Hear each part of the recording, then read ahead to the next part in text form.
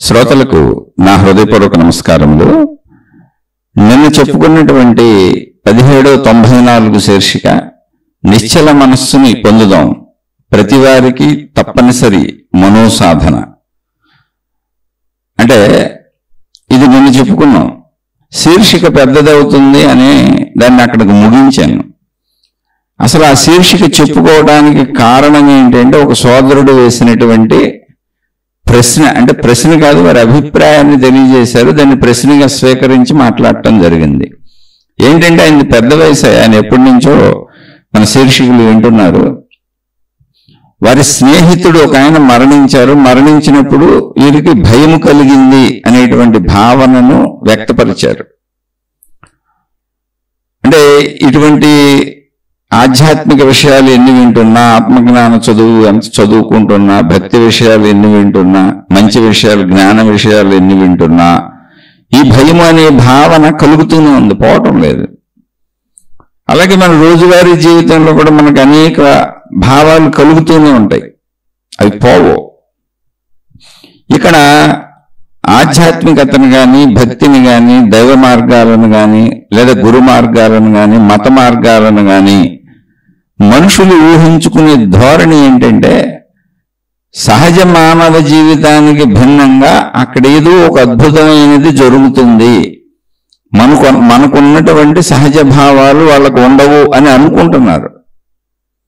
కొంతమంది ఏమో అసలు జీవితాలు వదిలిపెట్టి, అంటే కుటుంబ జీవితాలు వదిలిపెట్టి, తల్లిదండ్రులను వదిలేసి వివాహాలు చేసుకోకుండా కొందరు కుటుంబ సభ్యులందరినీ వదిలిపెట్టి వెళ్ళిపోవటం, ఏ ఆశ్రమాలు, మఠాలు, పీఠాలు, ఆ మతానుసారం ఏది ఉంటే వాటికి కొంతమంది అలా వెళ్ళిపోయి అక్కడేదో మేము సాధనలు చేసుకుంటున్నాం, ఆ జీవితం జీవిస్తున్నాం అని చెప్పటం. ఇది కొంత సామాన్య ప్రజల్ని కన్ఫ్యూజ్ చేసి ఏదో సామాన్య జీవితం కంటే భిన్నమైన జీవితం ఉంది అనే అభిప్రాయానికి ప్రభావితం చేస్తుంది. ఇది ఒక రకం. కొంతమంది వివాహాలు కూడా చేసుకుని పిల్లల్ని కూడా కని కుటుంబ జీవితాన్ని వదిలిపెట్టి వెళ్ళిపోయి మళ్ళీ మేమేదో మధ్యలోంచి వెళ్ళిపోయాం, మేమేదో ఒక ప్రత్యేకమైన జీవితం జీవిస్తున్నామని మొత్తానికి ఏదో ఒక విధంగా అన్ని మతాలలో సామాన్య జీవితం కంటే భిన్నమైన జీవితం ఏదో ఉన్నది, ఆ భిన్నమైన జీవితమే భక్తి జీవితం, మత జీవితం, మత పెద్దలు, గురువులు, మహాత్ములు, ఆధ్యాత్మికత, సాధనలు అనే విధంగా ఎక్కువ శాతం ప్రపంచంలో చెప్పబడుతూ ఉంది. అందుకని సామాన్యులందరూ కూడా ఏదో మనం బ్రతుకుతున్న బ్రతుకు కరెక్ట్ కాదు, మనకు వస్తున్న భావాలు కరెక్ట్ కాదు, మనకున్న ఆదుర్దాలు, కంగారులు, భయాలు, మనకు అనిపించేటువంటి కోరికలు ఇవన్నీ కరెక్ట్ కాదు, వీటికి అతీతమైన జీవితం ఏదో ఇంకొకటి ఉన్నది అనేటువంటి భావనకి లోనవుతున్నారు. ఇక్కడ గ్రహించాల్సిన విషయం అది. ఎందుకు లోనవుతున్నారంటే కొంతమంది ఇలా కుటుంబాలను వదిలిపెట్టి వెళ్ళిపోతున్నారు, పెళ్లి అయిన వాళ్ళు వెళ్ళిపోతున్నారు, పెళ్లి కానోళ్ళు వెళ్ళిపోతున్నారు, పిల్లల్ని కన్నోళ్ళు వెళ్ళిపోతున్నారు, ఏదో ఒక గొప్ప జీవితం ఇంకో పక్కనందని చూపిస్తున్నారు.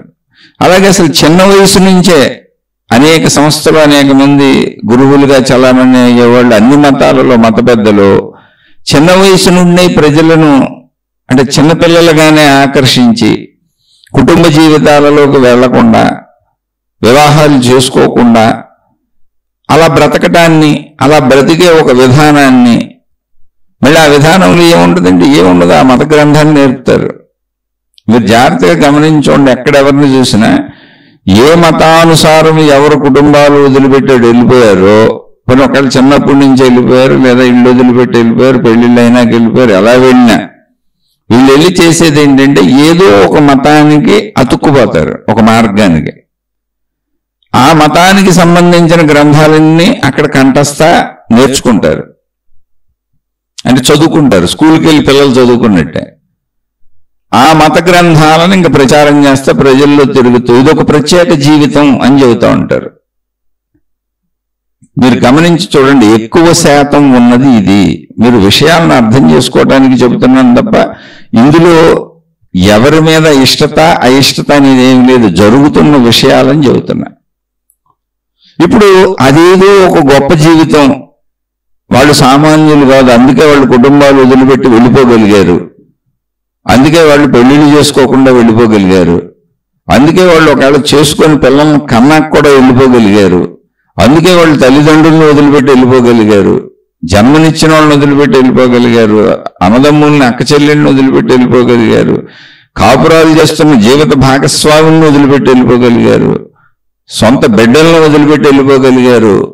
అంటే ఈ వదిలిపెట్టడం అనేది ఏదో ఒక గొప్ప అద్భుత కార్యం లాగా చూపిస్తున్నారు. అక్కడ వదిలిపెట్టి వెళ్ళి వాళ్ళు ఏం చేశారు అంటే, ఎవరు ఏ మతాన్ని పట్టుకున్నారో, ఏ గురువును అనుసరించారో అక్కడికి వెళ్ళి ఆ గ్రంథాలు 4 నేర్చుకున్నారు. 4 కాకపోతే 40, 40 కాకపోతే 400, 400 కాకపోతే 4000.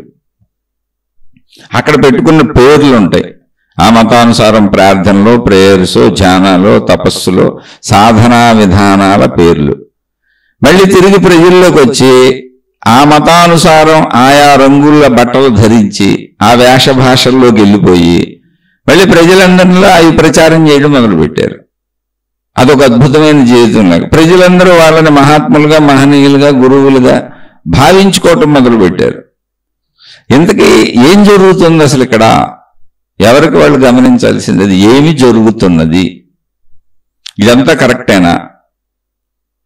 అసలు ఇదంతా కరెక్ట్ అయితే మరి మనకు అందించబడిన గ్రంథాలలో ఉన్నటువంటి సత్యతను ఎలా తీసుకోవాలి? ఇప్పుడు మనందరం కూడా వదిలిపెట్టి వెళ్ళిపోవాలా? ఈ వదిలిపెట్టడమే కరెక్టా? అసలు ఏది వదిలిపెట్టాలి, ఏది వదిలిపెట్టకూడదు, ఏది ఉంచుకోవాలి, ఏది ఉంచుకోకూడదు, ఏది సహజత్వం, ఏది అసహజత్వం ఒక సామాన్యుడికి ఎలా తెలుస్తుంది? ఎప్పటికీ తెలియట్లా. ఏదో ఒక రంగు బట్టలు కట్టుకొస్తే చాలు. ఇలా కొంతమంది సాగుతుంటే, కొంతమంది కుటుంబ జీవితాలలోనే ఉండి, భార్య పిల్లలు అన్ని కుటుంబ జీవితాలలోనే ఉండి, పిల్లల్ని కానీ పెళ్లిళ్ళు చేసుకొని కుటుంబ జీవితాలలోనే ఉండి, వృత్తి వ్యాపార ఉద్యోగాలు చేయకుండా మళ్ళీ వాళ్ళు ఏదో ఒక మతమో, మార్గమో, విధానమో, పద్ధతో ఒకటి పట్టుకొని మేము దైవానికి సంబంధించిన వాళ్ళము అని మళ్ళీ ఆ దైవము, ఆ మతము, ఆ విధానం ప్రచారాలు చేస్తున్నారు. మళ్ళీ వాళ్ళ కుటుంబ జీవితం ఉంది. కొన్ని చోట్ల భార్యాభర్తలు కలిసి కూడా చేస్తూ ఉంటారు. అసలు భార్యాభర్తలు దేవుళ్ళు అయిపోయిన వాళ్ళు కూడా ఉన్నారు కొంతమంది. సరే, తర్వాత పోలీసులకు దొరికారు అనుకోండి, అది వేరే విషయం. ఇలా కొంతమంది అంటే కుటుంబ సమేతంగా మొత్తం మా జీవితాలు దైవానికి అంకితం. అంటే మేము మామూలుగా బతుకుతాం, వివాహాలు చేసుకున్నాం, మేము కాపురాలు చేసుకుంటాం, పిల్లల్ని కంటాం, పిల్లల్ని పెంచుకుంటాం, అన్నీ బాగా డబ్బు సంపాదించుకుంటాం. అయితే డబ్బు ఎలా సంపాదిస్తాం? ఈ మత ప్రచారం ద్వారా, ఈ మత పెద్దగా, ఈ మార్గ పెద్దగా, ఈ గురువుగా, ఈ మహాత్ముడుగా, ఈ మహనీయుడిగా కొంతమంది ఇలా మొదలెట్టారు. అంటే కుటుంబాలతోనే అందరిలాగా బతుకుతూ, అందరిలా కాపురాలు చేసుకుంటూ, అందరిలా బ్రతుకుతూ డబ్బు మాత్రం దైవం పేరు మీద సంపాదించుకుంటాం. మరి వాళ్ళు ఎలా బతుకుతారు? ఇప్పుడు డబ్బు ఎక్కడి నుంచి వస్తుంది వాళ్ళకి? అంటే ఇది కాదు, ప్రపంచాన్ని వదిలిపెట్టేసాం, అసలు మా కుటుంబం కూడా అక్కర్లేదు, మేము ప్రపంచం మొత్తం వదిలిపెట్టేసాం, ఇదిగో మా మతానుసారం మేము వదిలిపెట్టేసాం అనడానికి గుర్తుగా మేము డ్రెస్సులు కూడా మార్చేసుకున్నాం, మా వేషధారణ అంతా మార్చేసాం, మీరు చూడగానే గుర్తుపెట్టేస్తారు మేము మీలా ప్రాపంచికులం కాదని. మరి వీళ్ళకి డబ్బు ఎక్కడ వస్తుంది అంటే మళ్ళీ ప్రజలే ఇవ్వాలి. వీళ్ళు ప్రజల మీదే డబ్బులు. ఇలా ఎవరైనా డబ్బులు ఇవ్వాల్సింది ప్రజలే. నాకు ఎప్పటికీ అర్థం కావట్లేదు విషయం. కానీ అది గొప్ప జీవితం అంటున్నారు. మరి నా బుర్రలో ఆలోచనలో తప్ప, నేను అసలు సరిగా ఆలోచించలేకపోతున్నానా? సత్యమేంటి? అది ఇప్పుడు మనకు కావాల్సింది. ఇప్పుడు ఏ పేరు మీద అంటే కుటుంబాలుండి, భార్యా పిల్లలుండి, భర్త పిల్లలుండి, కుటుంబాలతో ఉండి కాపురాలు చేసి, ప్రస్తుతం కూడా కాపురాలు చేసుకుంటూ పిల్లలతో హాయిగా జీవితాలు గడుపుకుంటున్నటువంటి వాళ్ళు డబ్బు సంపాదన ఒకటే చేయట్లేదు. ఆ మతం పేరు మీద, దేవుడి పేరు మీద మత పెద్దలో, గురువులో, మహాత్ములు ఆ మతానుసారం అయిపోయి ఆ మత ప్రచారాలు చేస్తూ మాది ఒక సపరేట్ దైవ జీవితం, మాది దైవానికి అంకితం అయిపోయిన జీవితం, మాకు డబ్బులు ఇవ్వండి అని ప్రజల దగ్గర డబ్బులు తీసుకుపోతున్నారు. మంచివాళ్ళు, చెడ్డవాళ్ళు, మోసాలు అసలు మాట్లాడట్లా. వాళ్ళ బ్రతుకు తెరువుకి డబ్బులు ప్రజల నుంచి తీసుకుంటున్నారు. వాళ్ళు ఎంత విలాసవంతంగా బతుకుతున్నారనే తర్వాత విషయం. అసలు వీళ్ళకి డబ్బులు ఇచ్చేటువంటి వాడు కూలి పని చేసుకునేవాడు కూడా ఉన్నాడు. కానీ వాళ్ళు పెద్ద పెద్ద ఏసీ బిల్డింగ్లు, సూట్లు, బూట్లు, కోట్లు, కార్లు, బిల్డింగ్లు మామూలు కాదు, విమానాల్లో తిరుగుతారు, ఏసీ కార్లు, పెద్ద పెద్ద కార్లు, లగ్జరియస్ లైఫ్. కానీ వీళ్ళకి డబ్బులు ఇచ్చేవాడు కూలివాడు రూపాయి పోగేస్తే వాళ్ళకంత లగ్జరియస్ లైఫ్ వచ్చింది.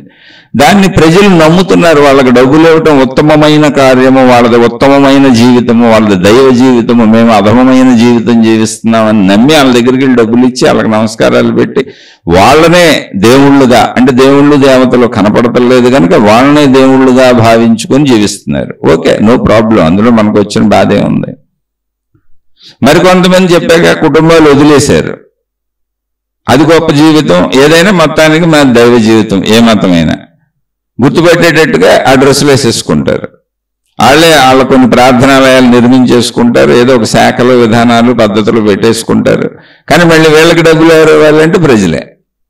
ఇంతకీ ప్రపంచంలో ఎక్కడైనా ఏ మతమైనా, ఏ మార్గమైనా, ఏ మత పెద్దైనా, ఏ గురువైనా, ఏ దేవుడైనా అసలు ఒక వ్యవస్థ, ఆధ్యాత్మికత అనేది ఈ వ్యవస్థకు సంబంధించింది కాదని నేను చాలాసార్లు చెప్పాను. ఆధ్యాత్మికత అంటే వ్యక్తిగతము, ఆత్మ గూర్చిన అధ్యయనము. ఆత్మ అనే పదం ఏంటి? మనలో ఉన్న ప్రాణశక్తి, అదే సృష్టి అంతా ఉన్నటువంటిది. ప్రాణశక్తి లేకపోతే సృష్టి ఎలా ఉంటుంది? అసలు ఉండదు కదా, కామన్ పాయింట్ అది. ఆ ప్రాణశక్తి ఆత్మశక్తి అని ఎందుకు పిలిచారు? ప్రాణశక్తి అనొచ్చుగా అంటే అక్కడ దాకా వెళ్ళి అనుభవం చెందితే తప్ప అది అర్థం కాని విషయం. నాయన, ప్రాణశక్తి ఏకంగానే ఉన్నది, ఒక్కొక్క ప్రాణిలో విడివిడిగా కొద్దిగా లేదు. అది ఆ ప్రాణశక్తిలోకి వెళ్తే నీకే అర్థమవుతుంది. ప్రాణశక్తి ఏకంగానే ఉంది, అది అనేకముగా భిన్నముగా లేదు. అందువలన ప్రాణశక్తి అన్నప్పుడు ప్రాణిగా నీకు చెబుతున్నాం, తెలియని వాడికి. ఆ ప్రాణశక్తి గురించి తెలియని వారికి, జీవుల గురించి, ఈ తత్వం గురించి, శక్తి గురించి అర్థం కాని వారికి ఉపయోగించిన పదం ప్రాణశక్తి. కానీ అది ఏకంగానే ఉందన్న అనుభవం మాకు అయ్యింది కనుక దానికి ఆత్మశక్తి అని పేరు పెట్టాం. ఆత్మశక్తి అన్నప్పుడు మొత్తము ఒకటిగానే ఉన్నది, శక్తి అంతా ఒకటిగానే ఉన్నది. కానీ సృష్టిగా మనకు అనేకంగా అనిపిస్తున్నది. ఆ అనిపించే దాంట్లోంచి ఏకంగానే ఉన్నదనే స్థితి వరకు నువ్వు వెళ్ళాలి, నువ్వు తెలుసుకోవాలి. అది ఆధ్యాత్మికత. అందుకని అది నీలోనే ఉన్న ప్రాణశక్తి కనుక, నీలోనే ఉన్న ప్రాణశక్తికి అది ఏకత్వము కనుక, మొత్తం ఏకంగానే ఉన్నది కనుక దానికి ఆత్మ అని పేరు పెట్టారు కనుక దాన్ని ఆత్మశక్తి అని పిలుస్తున్నారు కనుక నువ్విప్పుడు నేను శరీరం అన్న భావం నుంచి ఆత్మశక్తి దాకా నువ్వు ప్రయాణించటాన్ని, అక్కడ దాకా నువ్వు ట్రావెల్ చేయటాన్ని ఆధ్యాత్మికత అన్నారు. అంటే ఆత్మగూర్చిన అధ్యయనము. అది నీ లోపల నీకే జరుగుతుంది. నా శరీరము, నా మనస్సు, నా బుద్ధి, నా అహంకారము, ఇలా నా లోపల నాకే జరిగేటువంటిది. అది నా లోపల నన్ను నేను పరిశీలించుకునేటువంటి చర్య. అది బయటకు వెళ్ళాల్సిన అవసరం లేదు. అయితే దానికి ఆత్మ అని పేరు పెట్టారు కనుక అది అనంత ఆత్మశక్తి కనుక, అది నాలోనే ఉన్న ప్రాణశక్తి కనుక ఆ ప్రాణశక్తితోనే నా మనసు అనుకున్నా, నా బుద్ధి అనుకున్నా, నా అహంకారం అనుకున్నా, నేను ఈ శరీరం అనుకున్నా, నాలో ఆలోచనలు అనుకున్నా, భావాలు అనుకున్నా, నేను బతుకున్నాను అనుకున్నా, నా జీవితం అనుకున్నా, నేను గడుపుతున్నాను అనుకున్నా, నా సుఖం అనుకున్నా, నా దుఃఖం అనుకున్నా, నేను ఎన్ని భావించుకున్నా జరుగుతున్న కదలికలన్నింటికి మూలమైనది నా ప్రాణశక్తి. సరే, దాని ఎరుక నాకు లేదు. అదే అనంతాత్మశక్తి, సృష్టి అంతా ఉన్నది అదే. ఇప్పుడు నాలో ఎన్ని కదలికలు చెప్పుకున్నానో, మనసు, బుద్ధి, ఆలోచనలు, జ్ఞాపకాలని, అలా సృష్టి మొత్తం అనేక కదలికలు ఉన్నాయి. మానవ జాతిగా, జంతు జాతిగా, గ్రహగోళ నక్షత్రములుగా, వృక్ష జాతిగా, సముద్రములుగా, నదులుగా, పంచభూతాలుగా సృష్టి మొత్తం కదలికలు జరుగుతూనే ఉన్నాయి. సృష్టి మొత్తం అంటే నాలో మొత్తం కదలికలకి ఆధారంగా ఉన్న నా ప్రాణశక్తి ఏదున్నదో అన్నింటిలో ఉన్న అన్నింటి కదలికలకే వాటిలో వాటి ప్రాణశక్తి అలాగే వాటిని కదిలిస్తున్నది. అది దేనికి దానికి విడిగా మాట్లాడుకున్నప్పుడు ప్రాణశక్తి. కానీ అది ఏకమైనటువంటి అనంత ఆత్మశక్తి కనుక సృష్టి మొత్తం సమ్మేళనముగా ఉన్నది. ఇక్కడ గ్రహించవలసింది అది. సమ్మేళనముగా ఎలా ఉన్నది? అదేంటంటే నేను వేరు మనిషిని కదా, చెట్లు వేరు కదా, పంచభూతాలు వేరువేరు కదా, జంతువులు వేరువేరు కదా, అన్ని వేరువేరుగా కనిపిస్తున్నాయి కదా, అనిపిస్తున్నాయి కదా అనేటువంటి భావనలో మనం ఇరుక్కుపోయి ఉన్నాం. ఇది అజ్ఞానము. ఇప్పుడు మనం బ్రతకాలంటే గాలి పీల్చుకోవాలి. కాబట్టి గాలి మనతో మిళితమైపోతేనే మనం బ్రతకగలుగుతున్నాం. గాలి మనతో మిళితమవుతుంది, సూర్యరశ్మి మనతో మిళితమవుతుంది, భూమి మనతో మిళితమవుతుంది, పంచిపోతారు నీరు మనతో మిళితమవుతుంది. అసలు అనంత ఆకాశంలోనే తిరుగుతున్నాం, ఆకాశం మన అణువణువునా ఉన్నది. ఇప్పుడు నువ్వు సృష్టికి భిన్నంగా ఎక్కడున్నావు? ఉన్నట్టు అనిపిస్తుంది నీకంతే. ఇవన్నీ అర్థం చేసుకోకపోవటం వలన, ఇవన్నీ మనం మననం చేసుకోకపోవటం వలన, ఇవన్నీ మననం చేసుకోవాలి, ఇవన్నీ అర్థం చేసుకోవాలి. మనం తీసుకునే ఆహార పదార్థాలన్నీ భూమి నుంచి వచ్చినాయి, భూమి నుంచి మొక్కలు వచ్చినాయి, మొక్కల నుంచి ఆహార పదార్థాలు వచ్చినాయి. వీటన్నింటికి పంచభూతాలు సహకరించినాయి, ఆహార పదార్థాలు రూపం ధరించినాయి. మనం తినేది కొంచెం మట్టి, కొంచెం గాలి, కొంచెం నీరు, కొంచెం సూర్యరశ్మి, ఇంకా కొంచెం ఆకాశం. అన్నింటిలోనూ అది ఉంటుంది. మనం ఉందే ఆకాశంలో. అసలు మనం ఎన్ని రకాల ఆహార పదార్థాలు స్వీకరించినా అంతే. అంటే మనం ఇప్పుడు సృష్టితో మిళితమై ఎక్కడ లేము, రోజు మిళితం అవుతున్నాం, మిళితమయ్యే ఉన్నాం. ఆ సృష్టిలోని బాహ్య పదార్థాలే మన శరీరంలో రక్త మాంసాలుగా మళ్ళీ అభివృద్ధి చెందుతుంది. మనం జీవించడానికి ఆధారమే సృష్టి. అంటే సృష్టి మనకి పదార్థములుగా కనబడుతున్నా, పదార్థములకు ఆధారం ఏంటి? మళ్ళీ శక్తి, ప్రాణశక్తి. చెట్లలో ప్రాణశక్తి, మనుషుల్లో ప్రాణశక్తి, జంతువుల్లో ప్రాణశక్తి, సృష్టి అంతా వ్యాపించి ఉన్నటువంటి ప్రాణశక్తి. ప్రాణశక్తి అన్నప్పుడు ఒక ప్రాణిలో ఉన్నప్పుడు అని చెబుతున్నాం తప్ప, శక్తి మొత్తం ఏకముగా ఉన్నది కనుకనే సృష్టి మొత్తం ఏకముగా ఉన్నది. అందుకే సృష్టిలో ఉన్నాయి మనకి మిళితం అవుతున్నాయి, మనం వాటిని పొందగలుగుతున్నాం. ఆ పొంది మనం ఆనందంగా జీవించగలుగుతున్నాం. సృష్టిలోనే ఉద్భవించి సృష్టిలోనే కలిసిపోతున్నాం. ఉన్నంతకాలం సృష్టితో కలిసే ఉంటున్నాం. మనం ఉద్భవించింది సృష్టిలోనే శరీర రూపంగా, మనం అంతమైంది సృష్టిలోనే, సృష్టితోనే. మళ్ళీ బతికిన నాళ్ళు మనం ఉపయోగించుకుంది సృష్టినే. సృష్టికి మనకి అభిన్నత ఎక్కడుంది? లేదు కదా. కాబట్టి మనం సృష్టి అన్నప్పుడు మొత్తం సమ్మేళనం, అన్ని జంతువులు, అన్ని వృక్షములు, అన్ని మొత్తం సమ్మేళనం, పంచభూతాల సమ్మేళనం అని మహాత్ములు తేల్చి చెప్పేశారు. ఎందులో చూసినా ఉన్నాయి ఈ పంచభూతాలే. ఈ పంచభూతాలన్నింటికి ఆధారం ఏంటంటే అనంత ఆత్మశక్తి. ఈ పంచభూతాలు దాని లక్షణాలు అంతే. అన్నప్పుడు ఆత్మ ఏంటి? నాలో ఉన్న ప్రాణశక్తి. నాకేం తెలుసు? నేను శరీరం అని తెలుసు. ఇంకా కొంచెం ఆలోచిస్తే మనసు అని తెలుసు, ఇంకొద్దిగా ఆలోచిస్తే బుద్ధి అని తెలుసు, ఇంకొద్దిగా ఆలోచిస్తే అహంకారం అని తెలుసు, ఆలోచనలు, భావాలు ఇవన్నీ తెలుసు. కానీ ప్రాణశక్తి తెలియదు.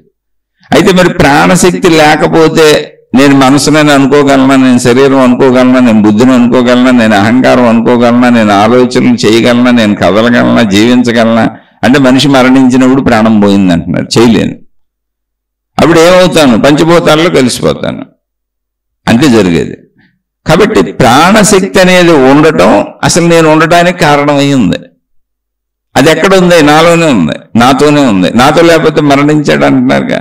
కాబట్టి దానికి ఏకముగా ఉన్నది అంటే ప్రాణశక్తి అన్నప్పుడు నాలో ఉన్నప్పుడు, నీలో ఉన్నప్పుడు, దేనిలోనో ఉందని మనం అనుకుంటున్నప్పుడు, ఆత్మశక్తి తెలియనప్పుడు ప్రాణశక్తి అనుకుంటున్నాం. కానీ ప్రాణశక్తిని తెలుసుకున్నప్పుడు అది అనంత ఆత్మశక్తి మొత్తం వ్యాపించే ఉన్నది, ఏకముగానే ఉన్నది. సృష్టి కూడా అభిన్నముగా లేదు, అభిన్నముగా అనిపిస్తున్నది తప్ప, కనిపిస్తున్నది తప్ప. మనం పరిశీలిస్తే మనం సృష్టితో సమ్మిళితమై కలిసిపోయి ఉన్నాం, రోజు కలుస్తూనే బతుకుతున్నాం.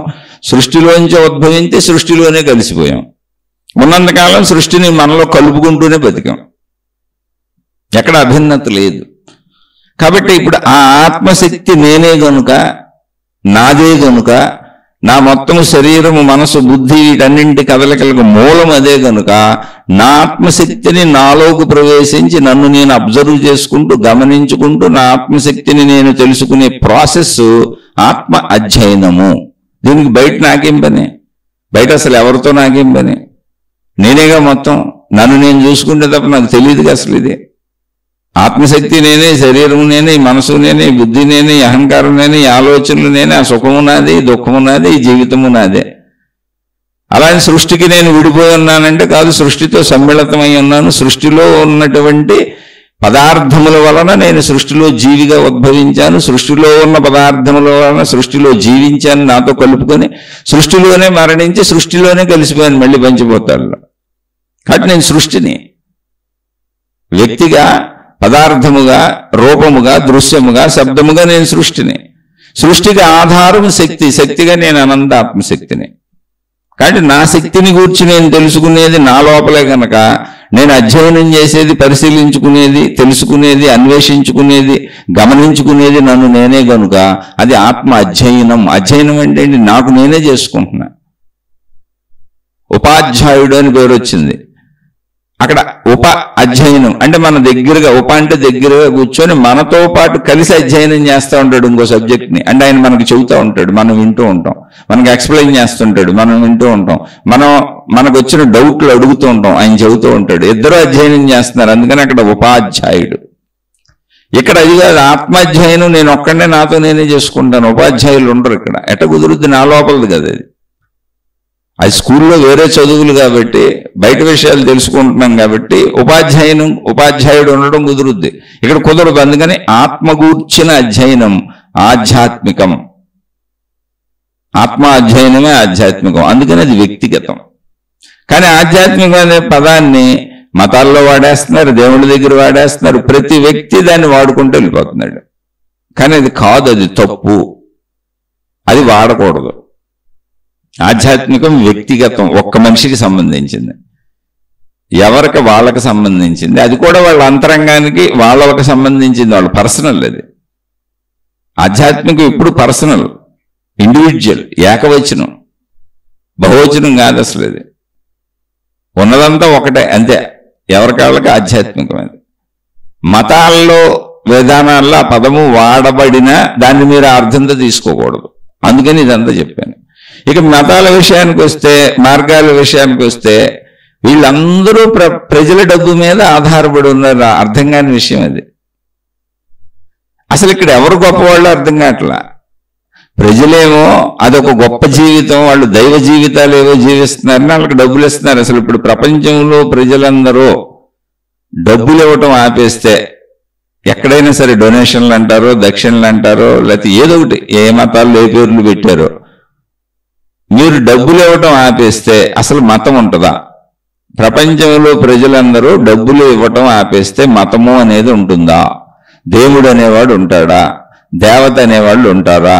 వీళ్ళు డబ్బులు ఇవ్వకపోతే అసలు మిగులుతాయి అన్ని మహిమలు, మాయలు, అద్భుతాలు, ప్రచారకులు, ప్రచారకర్తలు, మత పెద్దలు, గురువులు ఎవరైనా సరే ఒక్కళ్ళు మిగులుతారా ప్రపంచంలో ప్రజలు డబ్బులు ఇవ్వకపోతే? అంటే ఇప్పుడు ఇలా ఆలోచించినప్పుడు ఏది మిగలదు అక్కడ. మీరే ఆలోచించుకోండి.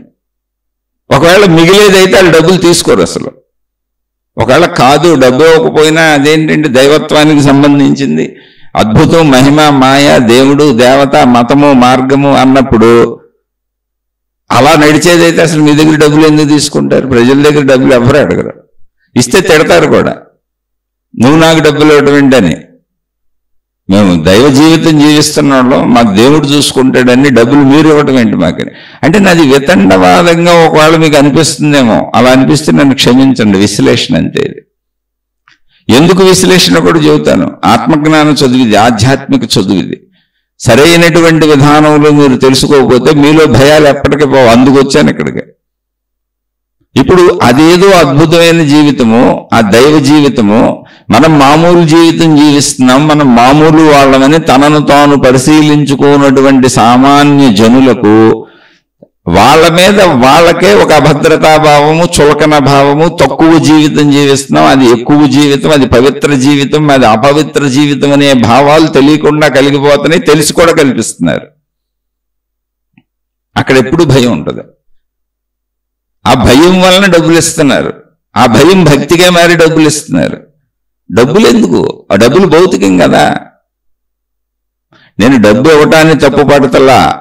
డబ్బులు ఇవ్వకపోతే మతాలు ఉంటాయా? డబ్బులు ఇవ్వకపోతే మత పెద్దలు ఉంటారా?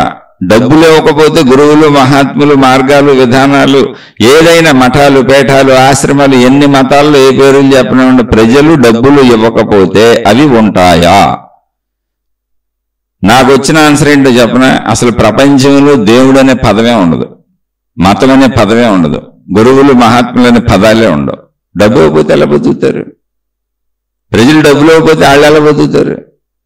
ఇప్పుడు ప్రజల దగ్గర డబ్బు తీసుకొని ప్రజల డబ్బు మీద నిలబడుతుంది. అంటే ప్రజల డబ్బు అనే పునాదుల మీద నిలబడుతున్న మతాలు నిజమా? మార్గాలు నిజమా? దేవుళ్ళు నిజమా? మత పెద్దలు నిజమా? గురువులు నిజమా? మహాత్ములు నిజమా? వీళ్ళ అద్భుతాలు నిజమా? వీళ్ళ మహిమలు నిజమా? వీళ్ళ మాయలు నిజమా? ఇది ఎవరికి వాళ్ళు విఘ్నతతో ఆలోచించుకోవాలి. అప్పుడు నీలో ధైర్యం పెరుగుద్ది. నేను అందుకు చెప్పాను, ఎవరిని తక్కువ చేయడానికి కాదు, నా గురువులు అందరూ ఇష్టం, నేను అందులోంచి వచ్చాను, నేను ఆ మార్గాల్లోంచి వచ్చాను.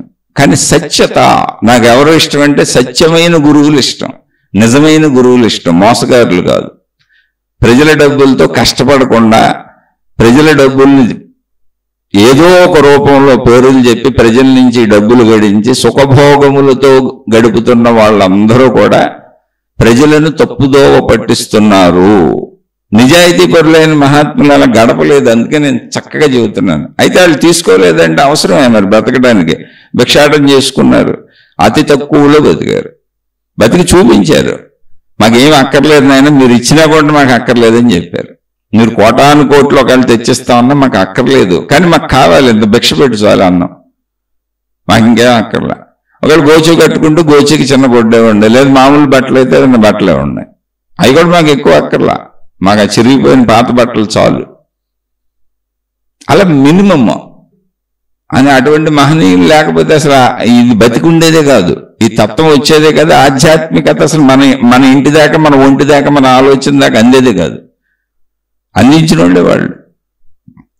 కానీ నీలో ధైర్యం ఒకటి కావాలి. ఏంటా ధైర్యము? ఒక్క నిమిషం ఆలోచించు. మనుషులు డబ్బు లేకపోతే అసలు మతం నిలబడుతుందా? నువ్వు ఆలోచించు. దేవుడు నిలబడతాడా? దేవత నిలబడుతుందా? అంటే మనుషులు సృష్టించిన వాళ్ళకి వీళ్ళు. నేను దేవుళ్ళు దేవతలకు ఛాలెంజ్లు చేయడంలో నేను అంత గొప్పవాడిని కాదు. అన్ని మతాల దేవుళ్ళు దేవతలను నేను అంగీకరిస్తాను, వాళ్ళ పాదాలపై నా శిరస్సును ఉంచి నమస్కరిస్తున్నాను. మహాత్ములు కూడా నేను అంగీకరిస్తాను. కానీ ఇక్కడ విషయం ఇది కాదు, మనిషి అంతరంగంలోని ధైర్యం, భయము, ధైర్యం.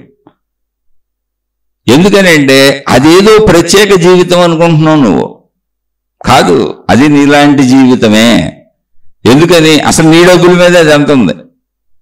సామాన్యుడైనటువంటి వాళ్ళు ఎవరైనా సరే డబ్బు ఎవరు సంపాదిస్తారు? గృహస్థులు సంపాదిస్తారు. కష్టపడి బతకాలి. మా అమ్మ ఉంది, మా నాన్న ఉన్నాడు, నన్ను చిన్నప్పటి నుంచి పెంచి పెద్ద చేశారు, అయ్యో నన్ను చదివించారు, ఇప్పుడు వృద్ధాప్యంలో వాళ్ళని చూసుకోవాలి, నేను చూసుకోకపోతే ఎలాగని కష్టపడి చదువుకొని వృత్తి వ్యాపార ఉద్యోగాలు చేసి తన తల్లిదండ్రులను బతికించాలని, తన జీవిత భాగస్వామిని బతికించుకోవాలని, తాను కన్న పిల్లల్ని బతికించుకోవాలని, తన వాళ్ళందరినీ ఆదుకోవాలని, అన్నదమ్ములు, అక్క చెల్లెళ్ళు, బంధుమిత్రులందరినీ ఆదుకోవాలని, తాను చేయగలిగిన మంచిని చేద్దామని తన ప్రయత్నంగా తన జీవితం మొత్తాన్ని చదువు సంధ్యల తర్వాత వృత్తి వ్యాపార ఉద్యోగాలలో చివరి రోజు వరకు ఖర్చు పెట్టేటువంటి కష్టజీవి మనిషి. కొంతమంది అయితే అసలు చదువు సంఖ్యలు కూడా ఉండవు, చిన్నప్పటి నుంచి ఏ పొలం పనులు, కూలి పనుల్లో యావత్ జీవితము కష్టపడుతూనే ఉంటారు. వాళ్ళు డబ్బు సంపాదిస్తున్నారు. ఇది నిజం. నిజాన్ని నిజంగా తెలుసుకొని నీలో ధైర్యం పెరుగుతుంది. నేను ఏ దేవుణ్ణి, ఏ మతాలని తగ్గించి అవమానించడానికి కానే కాదు. సత్యం తెలిస్తే నీకు సత్యయుత జీవనం తెలుస్తుందని చెబుతున్నాను. వాళ్ళు సంపాదించిన డబ్బుని దేవుడి పేరు మీద మేము మీకు మంచి చెబుతాం, జ్ఞానం చెబుతామని మతాలు ఏర్పరచుకొని, మార్గాలు ఏర్పరచుకొని, మాకు దేవుళ్ళు కనపడుతున్నారు, దేవతలు కనపడుతున్నారు, మేము మత పెద్దలం, మార్గ పెద్దలం అని బోర్డులు తగిలించుకొని వాళ్ళు డబ్బు ప్రజలు ఇస్తుంటే ఆ డబ్బుతో వాళ్ళు ఈ ప్రజల కంటే సౌకర్యవంతంగా బతుకుతూ ఎంతమంది ఉన్నారో చూసుకోండి మీరు. ఇప్పుడు ఎక్కడి నుంచి కడుతున్నారు? వేల వేల ఎకరాల్లో ఆశ్రమాలు, దేశ విదేశాలలో ఈ గురువు గారు ప్రాచుర్యం పొందేశాడంటారు. ఎవరి డబ్బులే? ప్రజల డబ్బులు. నువ్వు ప్రాచుర్యం ఎలా పొందావు? ప్రజల డబ్బులతో. అడ్వర్టైజ్మెంట్లు ఇచ్చుకుంటున్నారు సోషల్ మీడియాలో గురువులు. ఇప్పుడు నేను ఎవరిని తప్పంటలో వెళ్ళండి, జ్ఞానం నేర్చుకోండి, కానీ అభద్రతకు లోనవ్వకండి. వాళ్ళు కూడా మనలాంటి వాళ్ళే. నువ్వు నీ ఇంటి కోసం కష్టపడిన డబ్బులోంచి కొంత ఇవ్వబట్టే ఆయన అంత గురువు అయ్యాడు, ఆవిడ అంత గురువు అయింది, గురువిని అయింది, మాతాజీ అయింది. ఏ మతంలో అయినా వాళ్ళంత మత పెద్దలు అయ్యారు. ఆ మత ప్రార్థనాలయాలు నిర్మించారు. ఆ మతం మొత్తం నీ డబ్బుతో నడుస్తుంది. ప్రపంచంలో ఎక్కడ ఏ మతమైనా ప్రజల డబ్బులతో నడుస్తుంది. ఏ గురువులైనా దాని మీదే బతుకుతున్నారు. ఇందులో నిజాయితీ పరులు ఎవరయ్యా అంటే మళ్ళీ మళ్ళీ మళ్ళీ చెబుతున్నా, భిక్షాటన చేసుకొని కనీసమైన వసతులతో ఇవి నాకు చాలు, నాకు ఇంతకంటే అక్కర్లేదు, నాకు వద్దు, నేను మీకు ఏదో ఇంత మంచి చెబుతాను, మంచి చెప్పడానికి నా శరీరం బతికొండాలి కనుక ఆ బతికొండటానికి శరీరానికి అవసరమైనటువంటి ఇంత ఆహారం సమకూర్చండి, ఇంత వసతికి దారి చూపండి, ఇంత నాకేదైనా కట్టుకోవడానికి ఇవ్వండి చాలు, ఇంకా నాకు అక్కర్లు, నువ్వేమి ఇచ్చినా పట్టు పీతాంబరాలు నాకు వద్దు, నీ ధన సంపదలు కోట్లు నాకు వద్దు, నీ బంగారాలు నాకు వద్దు, నేను అసలు ఏమి చేయను, నీ జ్ఞానం చెబుతానంతే. అది కూడా నిన్ను నువ్వు తెలుసుకునే జ్ఞానం. నిన్ను మళ్ళీ భ్రమల్లోకి నెట్టను, మతాల్లో ఇరికించను, మార్గాల్లో ఇరికించను, దేవుళ్ళలో ఇరికించను, దేవతల్లో ఇరికించను, సాధనా మార్గాల్లో ఇరికించను, నీతో ఒక ఘర్షణ నీ హృదయంలో తయారు చేయను. నాదే గొప్పది, మందే కరెక్ట్, వాళ్ళతో యుద్ధాలు చేయమని నీకు యుద్ధాలు నేర్పను. నీ అంతరంగంలో ఉన్న యుద్ధాలన్నీ పోగొట్టే జ్ఞానాన్ని చెబుతాను. నీ కుటుంబంలో నువ్వు పడుతున్న ఘర్షణలు, దుఃఖాలు, సుఖాలు, వీటన్నింటి నుంచి నువ్వు ఎలా అర్థం చేసుకొని నిన్ను నువ్వు బయటకు తెచ్చుకోవాలో అటువంటి జ్ఞానాన్ని చెబుతాననే వాళ్ళ వలన మాత్రమే ఇప్పటి వరకు ఇదంతా బతుకుంది. వాళ్ళు ఎప్పటికీ ఉంటారు. వీళ్ళ పేరు మీద ముసుగులు వేసుకున్న మోసగాళ్ళు, మోసగత్తులు ఎప్పటికీ ఉంటారు. దీన్ని ఎవరు ఏమీ చేయలేము. మన ఎంపిక నిజాయితీగా నేను ఉండాలనేది నా ఎంపిక. లేదు నేను నిజాయితీగా ఉండను, నిజాయితీ పరుడిలా నిజాయితీ పరురాలిలా కనపడతాను అనేవాళ్ళు చాలా మంది ఉంటారు. కనపడతాను, ట్రై చేస్తాను, అలా నిజంగా ఉండను. అందుకని వాళ్ళు ఇక ప్రజల నుంచి అంతైనా గుంజుకుంటూ ఉంటారు. డబ్బులు అంటారు, సేవలు అంటారు, అయ్యి అంటారు, ఇయ్యి అంటారు, నిజాయితీ పరులు అని ప్రజల్ని నమ్మించే ప్రయత్నం చేస్తుంటారు. సరే, దానివల్ల నాకు వచ్చినటువంటి ఇబ్బంది లేదు, మీకు వచ్చిన ఇబ్బంది కూడా లేదు. ఎందుకంటే ఎవరు చేసిన కర్మ వారు అనుభవించక తప్పదు. కానీ ఇక్కడ ఒక విషయం దెబ్బతింటుంది. ఏంటంటే సామాన్య మానవుల జీవితము. ఇప్పుడు ఇలా బతికేవాళ్ళు చాలా తక్కువ మంది. అంటే మత పెద్దలుగా, మత ప్రచారకులుగా, మార్గ ప్రచారకులుగా ఏదో ఒకటి దేవుళ్ళు దేవతల పేర్లు చెప్పుకొని అన్ని మతాలలో మేము మత పెద్దలమని ప్రార్థనాలయాలు కొట్టుకొని ప్రచారాలు చేసుకుంటూ ఒక శిష్య సమూహాలను తయారు చేసుకొని గురువులు అనో మాతాజీలు అనో ఏదో ఒకటి పెట్టుకొని వెళ్ళేవాళ్ళు గట్టిగా మొత్తం ప్రపంచం మొత్తం మీద 5% ఉంటారు. మిగిలిన 95% సామాన్య ప్రజలు. ఇప్పుడు ఈ సామాన్య ప్రజలు జీవించే జీవితం నిజమైన జీవితం, కరెక్ట్ అయిన జీవితం. ఎందుకంటే వాళ్ళ కుటుంబ సభ్యుల కోసం వాళ్ళు బతుకుతున్నారు, వాళ్ళ బతుకు తెరుగు వాళ్ళు సంపాదించుకుంటున్నారు, వాళ్ళ జీవితం అంతా కరెక్ట్ అయిన జీవితమే. కాకపోతే అందులో వాళ్ళకి స్వార్థం వలన మోసాలు, ఈర్ష్యలు, అసూయలు వచ్చినాయి. అయిపోతే చాలు, వాళ్ళు మంచిగా బతికితే చాలు, మిగిలినంత అద్భుతమైన జీవితం. ఈవెన్ ఈ విషయం గ్రంథాలు, శాస్త్రాలు కూడా చెప్పినాయి. అన్ని ఆశ్రమాలలో గృహస్థాశ్రమమే గొప్పదని చెప్పారు. బ్రహ్మచర్యాశ్రమం, వానప్రస్థాశ్రమం, గృహస్థాశ్రమం, సన్యాసాశ్రమం, అన్నింటిలోకి గృహస్థాశ్రమం గొప్పదని చెప్పారు. అంటే మామూలు సామాన్య జీవితం, వివాహం చేసుకోవటం, చక్కగా బతకటం, తల్లిదండ్రులను చూసుకోవటం, పిల్లలను చూసుకోవటం, పెంచుకోవటం, కుటుంబ జీవితం గొప్పదని చెప్పారు. అదే గృహస్థాశ్రమం. ఆ కుటుంబ జీవితం నుంచి వచ్చేది వానప్రస్థాశ్రమం. అంటే నీ పిల్లలకు బాధ్యతలు అయిపోయినాక ఇంక వదిలేయాలని అంటు పెట్టుకోవాలని పీడించబాక మీరు విడిగా బతకండి అని చెప్పారు వానప్రస్థాశ్రమం. ఈ బ్రహ్మచర్యాశ్రమం అంటే పెళ్లి కాకముందు, అది కూడా కరెక్టే.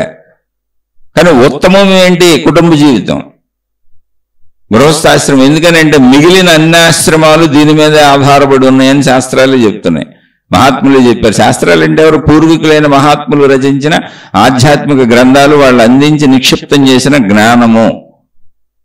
సన్యాసాశ్రమం కూడా దీని మీద ఆధారపడి ఉంది, వానప్రస్థాశ్రమం దీని మీద ఆధారపడి ఉంది, బ్రహ్మచర్యాశ్రమం దీని మీద ఆధారపడి ఉంది.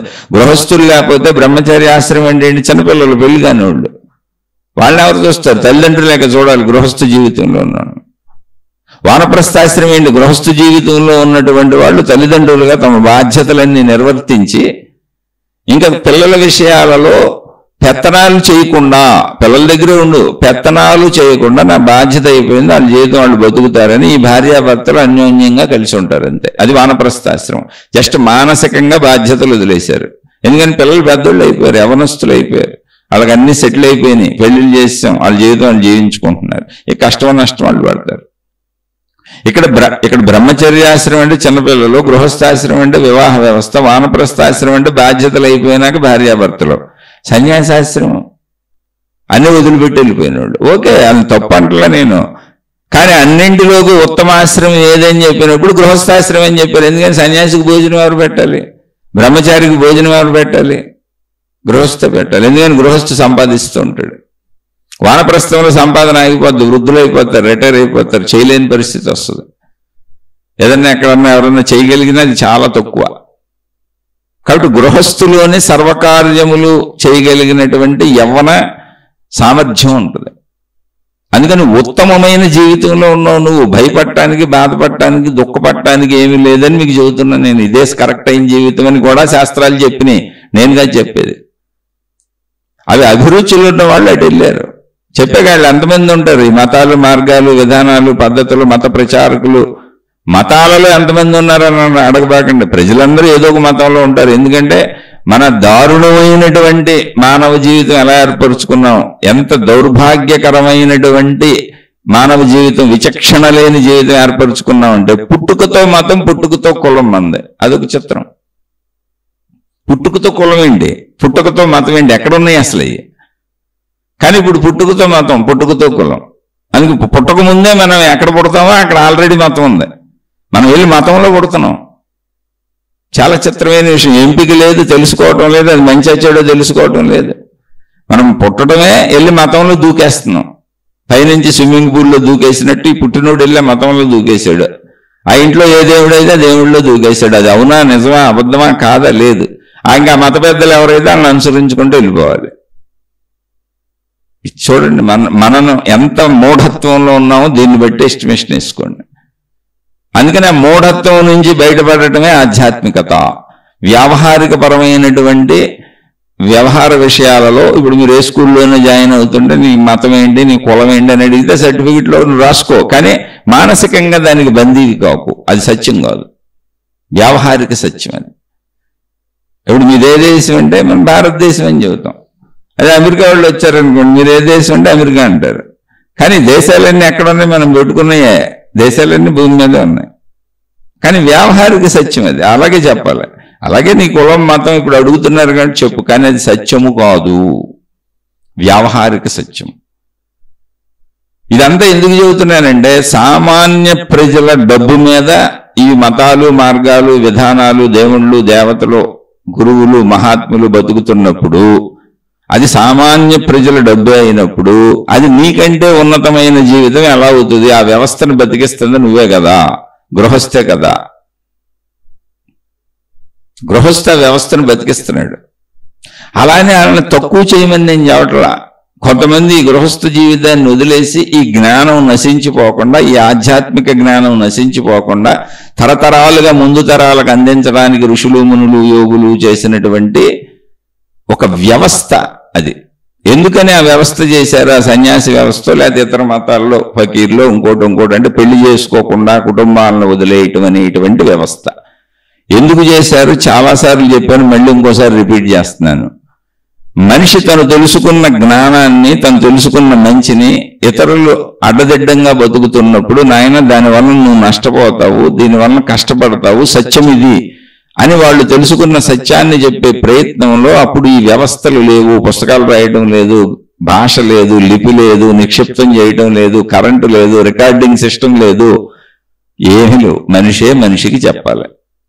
అందుకని అప్పుడు తెలిసిన మనుషులు ఏం చేశారంటే, అయ్యా మీ జ్ఞానాన్ని ఎవరైనా కొంతమంది, మీరు మీ కుటుంబ జీవితాలను వదిలేసి, మీ కుటుంబాలను వదిలేసి ప్రజలలో తిరిగి చెప్పగలరా? అలా చెబుతామని వస్తే మీకు నేర్పుతాము, ఎందుకంటే ప్రజలకు మంచి చేసిన వాళ్ళం అవుతాము. అందుకు మీరు ప్రజల నుంచి ఎంత భిక్ష తీసుకోండి, మీకు అవసరమైన బట్టలు అడగండి, మీకు అవసరమైన వసతి, పడుకోవడానికి ఒక ప్లేస్ తీసుకోండి అని చాలా తక్కువతో నియమనిష్టలు పెట్టారు. ఏ ఊర్లోనూ 3 రోజులు మించి ఉండొద్దన్నారు, ఎవరితో స్నేహాలు పెట్టుకోవద్దన్నారు, ఎవరి దగ్గర విలువైన వస్తువులు తీసుకోవద్దు, ఆహారం తప్పన్నారు, విలువైనటువంటి బట్టలు గెట్లో ఏమి వద్దన్నారు, అసలు నీ దగ్గర ఏమి ఉండకూడదన్నారు, నువ్వు అలా పాదచారిగా సంచరించుకుంటూ విషయాన్ని చెబుతూ వెళ్ళిపోమన్నారు. అది అలా వచ్చింది వ్యవస్థ, సన్యాసి వ్యవస్థ అని. ఒకవేళ ఈ దేశంలో అంటే ఇంకో చోట ఇంకో పేరులో పిలుచుకోవచ్చు. కానీ ఇది ఎందుకు వచ్చింది అంటే మనుషులకు మంచిని అందించాలనే తపనతో వచ్చింది. కాబట్టి ఆ తపనతో ఇప్పుడు చేసేవాళ్ళందరూ మంచోళ్లే. వాళ్ళు ఎలా ఉంటారు? ఇప్పుడు ఎవరితో వ్యక్తిగత పరిచయాలు పెంచుకోరు, శిష్య సమూహాలు తయారు చేసుకోరు. నాకెందుకు శిష్యులు? రూలే చదువుతుంది, అసలు నువ్వు ఎక్కడ 3 రోజుల కంటే ఎక్కువ ఉండబాక అసలని, ఏ గ్రామంలోనూ ఉండొద్దు. ఎందుకని? వ్యక్తిగత పరిచయాలు పెరిగిపోతాయి, మంచి చెప్పుకుంటూ వెళ్ళిపో. ఎవరు నీకు సొంత వాళ్ళు కాదు, ఎవరు బయట వాళ్ళు కాదు. అందుకని ఆ సన్యాసి అనేటువంటి విధానంలోకి తీసుకెళ్లేటప్పుడు వచ్చిందే దీక్ష. దీక్ష అంటే ఏంటి? పట్టుదలగా నేను దీంట్లోనే ఉంటాను, తప్పను, నేను నీ నియమావళిని పాటిస్తాను. అలాంటి దీక్షలు ఇచ్చేటప్పుడు ఏం చేశారో తెలుసా? తమకు తామే పిండం పెట్టుకునే వ్యవస్థను ఏర్పాటు చేసుకోరు. చనిపోయిన వాళ్ళకి సహజంగా పిండాలు పెడతారు. ఇక్కడ సన్యాస వ్యవస్థలోకి వెళ్ళేవాళ్ళు తమకు తామే పిండం పెట్టుకుంటారు. అంటే నాకు ఎటువంటి బంధాలు లేవు, నా పూర్వపు జీవితం, నా పేరు ఊరు కూడా మార్చేసుకుంటున్నా, అంటే దాన్ని మర్చిపోతున్నా నేను, దాంతో బంధం పెట్టుకోవట్లేదు. ఎందుకని ప్రజలకి మంచి చేద్దామని బయలుదేరా, ఎందుకంటే అప్పుడు ఈ సౌకర్యాలు లేవు కనుక. కాబట్టి నాకు నేనే పిండం పెట్టేసుకున్నానని కొత్త పేరు పెట్టుకుంటారు. అలా గురువులు ఏర్పాటు చేశారు. ఎందుకని? పాత భావాలను వదిలేస్తే తప్ప వీళ్ళు ప్రజలకు మంచి చెప్పలేరు. మంచి చెబుదామని బయలుదేరి మళ్ళీ వీళ్ళు ఆ పట్టుదల లేకపోతే, ఆ దీక్ష లేకపోతే వీళ్ళు సరిగ్గా ఉండరేమో అని నియమావళిని ఏర్పాటు చేశారు. దానికి అంగీకరించిన వాళ్ళని తీసుకొని వెళ్ళమన్నారు. కాబట్టి వాళ్ళు డబ్బులు పోగేసుకోరు, మనుషుల్ని పోగేసుకోరు, ఏ పేర్లు పెట్టుకోరు, బోర్డులు పెట్టుకోరు, ఏమి నిర్మించరు, ఏమి చెయ్యరు, చెప్పుకుంటూ వెళ్ళిపోతారు. అంతే, చెప్పటమే వాళ్ళ పని.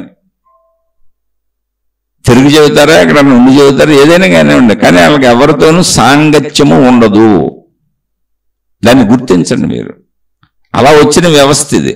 అయితే మార్పులు చెందుతూ అనేక రకాలుగా వచ్చింది. ఇప్పుడు జరుగుతున్న తప్పులన్న ఉద్దేశం కాదు, కానీ అదేదో గొప్ప జీవితము, మన తక్కువ జీవితము, అందువలన నేను సామాన్యుడను, వాళ్ళు గొప్పవాళ్ళు కనుక వాళ్ళు నన్ను రక్షిస్తారు, నన్ను కాపాడుతారు అనేటువంటి భ్రాంతులలోకి వెళ్ళకండి. వాళ్ళు కేవలము నీకు నీ లోపల అంతరంగములో ఉన్న ఆత్మతత్వమును గూర్చినటువంటి ఆధ్యాత్మికతను వాళ్ళు ఒకవేళ పొంది ఉంటే ఎలా పొందారో చెబుతారు. ఇంతకుముందు మహాత్ములు గ్రంథాలు రచించి అందించిన వాళ్ళందరూ జీవన్ముక్తులు. ఓ ఆదిశంకరాచార్యుల వారు ఆత్మబోధన గురుస్తూ అనేక గ్రంథాలు రచించి ఇచ్చారు. ఆయన జీవన్ముక్తులు. విద్యారణ్యులు వారు ఇచ్చారు, ఆయన జీవన్ముక్తులు. ఆత్మతత్వమును అందించిన అందరూ జీవన్ముక్తులే.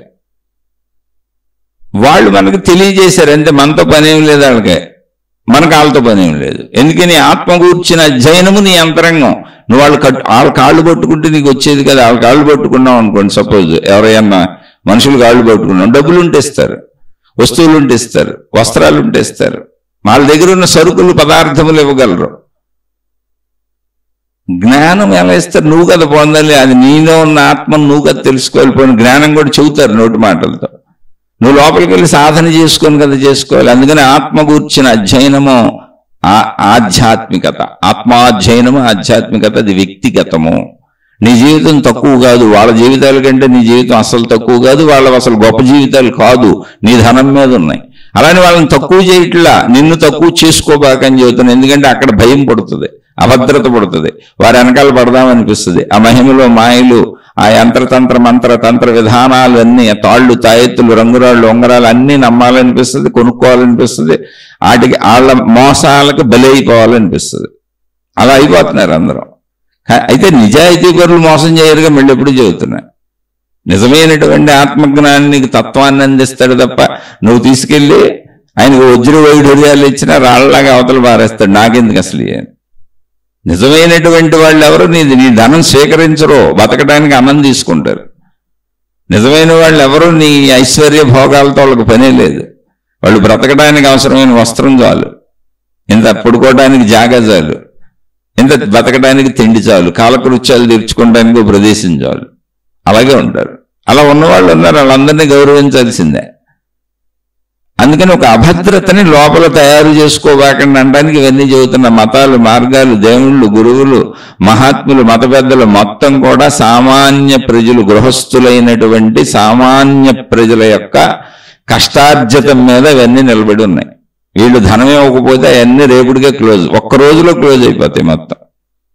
ప్రపంచవ్యాప్తంగా అందరినీ డబ్బు ఆపేయమనండి, రియల్గా అవన్నీ క్లోజ్ అయిపోతాయి. 1 నెల, 2 నెలలో, 3 నెలలో ఆ ఉన్నదేదో నడుపుకుంటారు. తర్వాత డబ్బులు ఇవ్వకపోతే ఎక్కడ నడుపుతారు? ఇంకా నడపలేరుగా, ఆపేస్తారు. అందరూ సామాన్య మానవులు అయిపోతారు. ఇప్పుడు మళ్ళీ అందరూ ఎవరికాళ్ళు వృత్తి వ్యాపార ఉద్యోగాలు చేసుకుంటారు. మళ్ళీ అందరూ కొత్తగా ఇప్పుడు కూలి పనులు మొదలెడతారు, లేదా ఎవరికి ఏది వస్తే అందులోకి వెళ్తారు. దాన్ని నేను తప్పంటలా సత్యతని విశ్లేషించుకోండి. మీది తక్కువ జీవితం కాదు, వాళ్ళు ఎక్కువ జీవితం అసలు కాదు, అందరూ మనుషులే. ఇక్కడ వర్గీకరణ లేదు సృష్టిలో. సృష్టికి వీళ్ళెవరో తెలియదు, అసలు సృష్టికి మతాలు తెలియదు, మార్గాలు తెలియదు, సాధనా విధానాలు తెలియదు, మత పెద్దలని తెలియదు, మార్గ పెద్దలని తెలియదు, గురువులని తెలియదు, మహాత్ములని తెలియదు. అందుకే అందరికీ గాలిస్తుంది.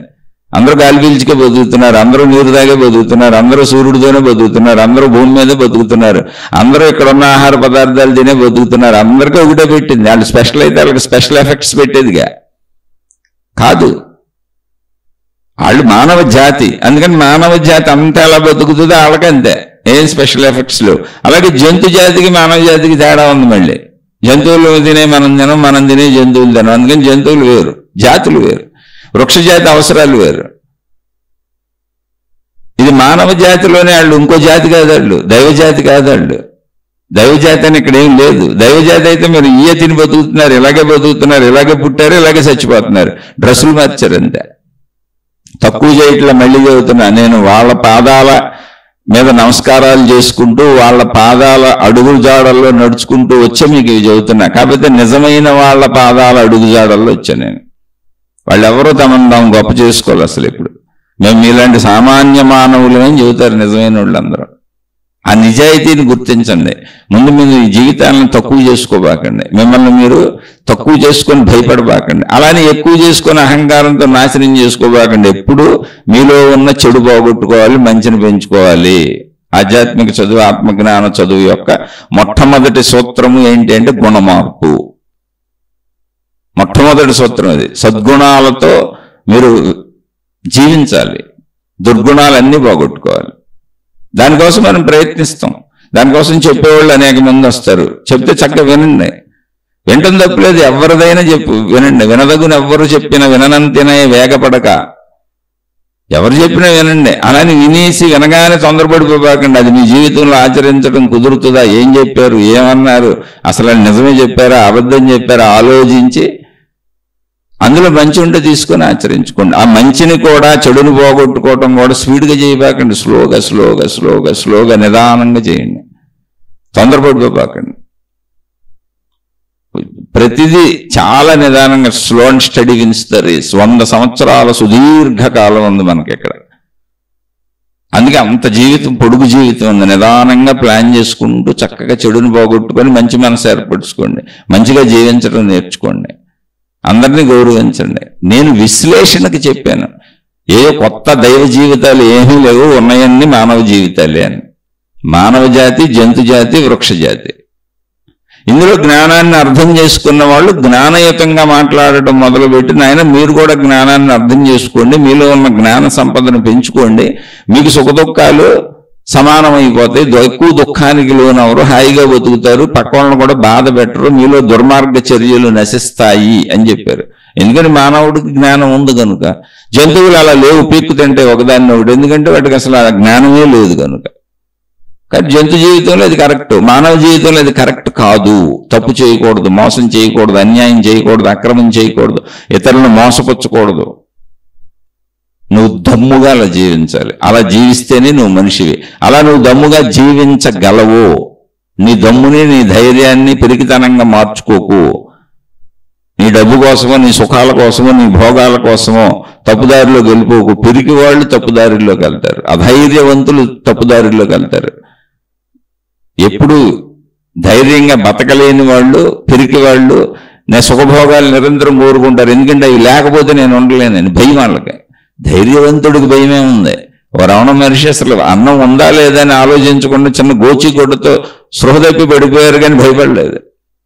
ప్రజలు లేపి ఆహారం పెట్టి బ్రతిమిలాడి 3-4 రోజులకు ఒకసారి బ్రతికించుకున్నారు అటువంటి జీవులాళ్ళు. అటువంటి వారిని అనుసరించాలి, మనం తప్పకుండా గౌరవించాలి వాళ్ళని. కానీ మనం కూడా అలా ధైర్యంగా బతకాలి. అందుకు వాళ్ళు వచ్చింది, వాళ్ళు చెబుతున్నందుకు, వాళ్ళు వచ్చిందందుకు, వాళ్ళు జీవించినందుకు మనం జీవించమని. ధైర్యంగా ఉండు. ధైర్యం ఎక్కడి నుంచి వస్తుందని, మంచితనంలోంచి వస్తుంది. అంతే తప్ప డబ్బులోంచో, గౌరవాల్లోంచో, హోదాల్లోంచో, లేదా పెద్ద పరువు ప్రతిష్టల్లోంచో, కీర్తి ప్రతిష్టల్లోంచో రాదు రాదు రాదు. మంచిలోంచి ధైర్యం వస్తుంది. నువ్వు మంచిగా బతికి చూడు, మంచోళ్ళు ధైర్యంగా బతుకుతారు, ధైర్యవంతులు మంచోళ్ళుగా బతుకుతారు. తప్పులు చేసేవాళ్ళు అందరూ, అబద్ధాలు ఆడేవాళ్ళు అందరూ, అసత్యాలు చెప్పేవాళ్ళు అందరూ, అది ఆధ్యాత్మికమైన, భౌతికమైన, మతమైన, సామాన్య జీవితమైన, దైవ జీవితమైన వాళ్ళు చెప్పుకు తిరుగుతున్న వాళ్ళందరూ పిరిగోళ్ళు. ఎప్పుడూ పిరికి వాళ్ళు, అసమర్థులు, బలహీనులే తప్పులు చేస్తారు. ధైర్యం మంచి బలం, అది మంచివాళ్ళు ఎప్పటికీ తప్పులు చేయరు. అది మనం నేర్చుకుందాం, మనం ధైర్యంగా ఉందాం. మిగిలిన సహజ లక్షణాలు ఏంటి శరీరానికి, అవన్నీ మనం ఇప్పుడు చెప్పుకుందాం. ఎందుకంటే ఈ సోదరుడు అడిగిన ప్రశ్నే నేను భయపడుతున్నాను అని. ఇంతకు ముందు కూడా ఈయన అనేక ప్రశ్నలు అడిగారు. ఇప్పుడు భయం విషయం కనుక మన జీవితంలో మనం ఏం పోగొట్టుకుంటే హాయిగా బతుకుతామో అవన్నీ మాట్లాడేసుకుందాం. అలానే మనకంటే ఏదో గొప్ప జీవితం ఉందని అనుకోకండి, అలానే ఎవరిని తక్కువ చేయకండి. మిమ్మల్ని మీరు తక్కువ చేసుకోకుండా ఉండటానికి ఆత్మస్థైర్యం కోసం చెబుతున్నాను తప్ప మహాత్ముల్ని, మహనీయుల్ని, మతాలని, మార్గాల్ని, గురువుల్ని, దేవుల్ని, దేవతల్ని, విధానాలని తక్కువ చేయాలని కాదు. మళ్ళీ అదొక దైవ జీవితం అనుకొని మిమ్మల్ని అలుపులు అనుకొని మిమ్మల్ని మీరు తక్కువ చేసుకొని పిరికితనంతో, బలహీనతతో, అభద్రతతో అలా బతకబాకండి, ధైర్యంగా బతకండి అని చెప్పడానికి మాత్రమే చెప్పాను. ఇది జాగ్రత్తగా అర్థం చేసుకోండి. ఇక్కడ ఉన్నది మానవ జాతి మాత్రమే. మీరు మానవ జాతిలో ఎవరు శరీరం ధరించి వచ్చినా వాళ్ళు మానవ జాతే. దానికి మళ్ళీ మీకు చక్కగా ఉన్న విషయాన్ని మీకు తెలియజేస్తున్నా. మీరు ఆమె దేవుళ్ళు అంటారా, గురువులు అంటారా, మతాలు అంటారా, మత పెద్దలు అంటారా, ఏదైనా అనుకోండి, కానీ మానవ జాతి అది. అందుకే మానవ జాతిలో అందరికీ ఏం జరుగుతుందో వాళ్ళకి అదే జరుగుతుంది. మానవ జాతి అంతా ఎలా పంచభూతాల ఆధారంగా బతుకుతుందో వాళ్ళు అలాగే బతుకుతున్నారు. మానవ జాతిలో పుట్టుట, పెరుగుట, నశించుట అనేటువంటి తత్వం శరీరపరంగా ఎలా జరుగుతుందో, బాల్య, కౌమార, యవ్వన, వార్ధక్య దశలు అనేవి ఎలా వస్తున్నాయి వాళ్ళకి అలాగే వస్తున్నాయి. మీరు దేన్నో ఒక దాన్ని విడదీసేసుకొని అదేదో గొప్ప జీవితం అనుకోవాకుండా ఉన్నది ఒకటే మానవ జీవితము, మానవ జాతి. ఇందులో గొప్పదనం ఉంది, లేకపోవడం లేదు, మంచి చెడు. ఇది మానవ జాతికే ఉంది, ఇంకెవరికి లేదు. నువ్వు మంచిగా బతకాలి, చెడుగా బతకూడదు, అంతే సింపుల్. నువ్వు ఎంత మంచిగా బతుకుతావో ఆ మంచిని నీకు నేర్పించేది, ఆ మంచిగా నువ్వు అతిగా మంచిగా ఒకవేళ బతుకుతూ ఉంటే దాన్ని దైవ జీవితముగా మనం ఒక మెట్టు ఎక్కినట్టుగా పేరు పెట్టుకున్నాం. కానీ మానవ జీవితం ఇది. అక్కడేం విధానాలు మారవు, పద్ధతులు మారవు, శరీర తీరుతెన్నులు మారవు. కానీ మంచిగా బ్రతకటం అనేది ఉంది, మంచిని బోధించటం ఉంది, మంచిని ఆచరించటం ఉంది, మంచితోనే జీవించటం ఉంది. ఆ మంచి కోసం ఎంతైనా సర్దుకోవటం ఉంది. అక్కడ సర్దుకోవటం అని అనిపించదు వాళ్ళకి, మంచి వాళ్ళకి. రోణ మనిషికి నేను సర్దుకుంటున్నాను అనిపించదు, నేను గోచితో బతుకుతున్నాను సర్దుకుంటున్నాను అనిపించదు. అసలు గోచి కూడా అవసరం లేదన్నారు. ఎవరో చెప్పారు, ఆయన గోచి కూడా అవసరం లేనటువంటి జీవితం జీవిస్తున్నారు. ఎవరో అన్నారు, అయ్యా మాకు సిగ్గుగా ఉందని, అయితే మీకోసం పెట్టుకుంటాను అన్నారు. అంతే, ఇంత భిక్షాటన అంతే. అలా ఎంతో మంది మహనీయులు ఉన్నారు. ఆ షిరిడి సాయిబాబా వారు అలాగే జీవించారు. అంటే నాకు తెలిసిన కొన్ని పేర్లే చెప్పగలను. ప్రపంచవ్యాప్తంగా ఎంతో మంది ఉంటారు, అన్ని మతాలలో ఉంటారు. ఇక్కడ విధానం మారదు, శరీరపర విధానం మారదు, ఎవరికి మారదు. జనన మరణాలు ఒకటే, బాల్య, కౌమార, యవ్వన, వార్ధక్య దశలు ఒకటే. అందరూ మాతృగర్భం నుంచే బయటకు వచ్చారు. ఎవరో ప్రత్యేకతలు లేవు. ఒకవేళ ఉన్నాయని ఎవరైనా క్రియేట్ చేస్తే నమ్మబాకండి. అందరూ మాతృగర్భంలోంచి వచ్చిన వాళ్ళే. మనకు వివరాలు కొంతమంది తెలిసి ఉండొచ్చు, తెలియకపోయి ఉండొచ్చు, అంతే. ఇవన్నీ ఒకటే, మానవ జాతి.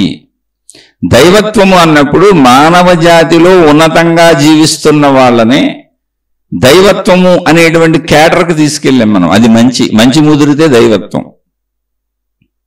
వాళ్ళందరినీ మనం అలా జీవించాలని గోల్గా పెట్టుకున్నాం, ఆదర్శంగా పెట్టుకున్నాం. మనం కూడా అలా జీవించాలి, ఎన్ని కష్టాలు వచ్చినా మంచిని వదలకూడదు అని మనం పెట్టుకున్నాం. అలా ఒక శ్రీరామచంద్రుడు ఆదర్శవంతుడు. వాళ్ళ దేవుళ్ళు, దేవతలను కీర్తించుకుంటున్నాం మనం. ఎన్ని వచ్చినా, ఎన్ని కష్టాలు వచ్చినా, ఎన్ని ఇబ్బందులు వచ్చినా అదిగో అలా బతకాలి అని. కానీ జీవిత తీరుతెన్నులు ఒకలానే గడిచినాయి, శారీరక ధర్మాలు అందరికీ ఒకలానే గడిచినాయి.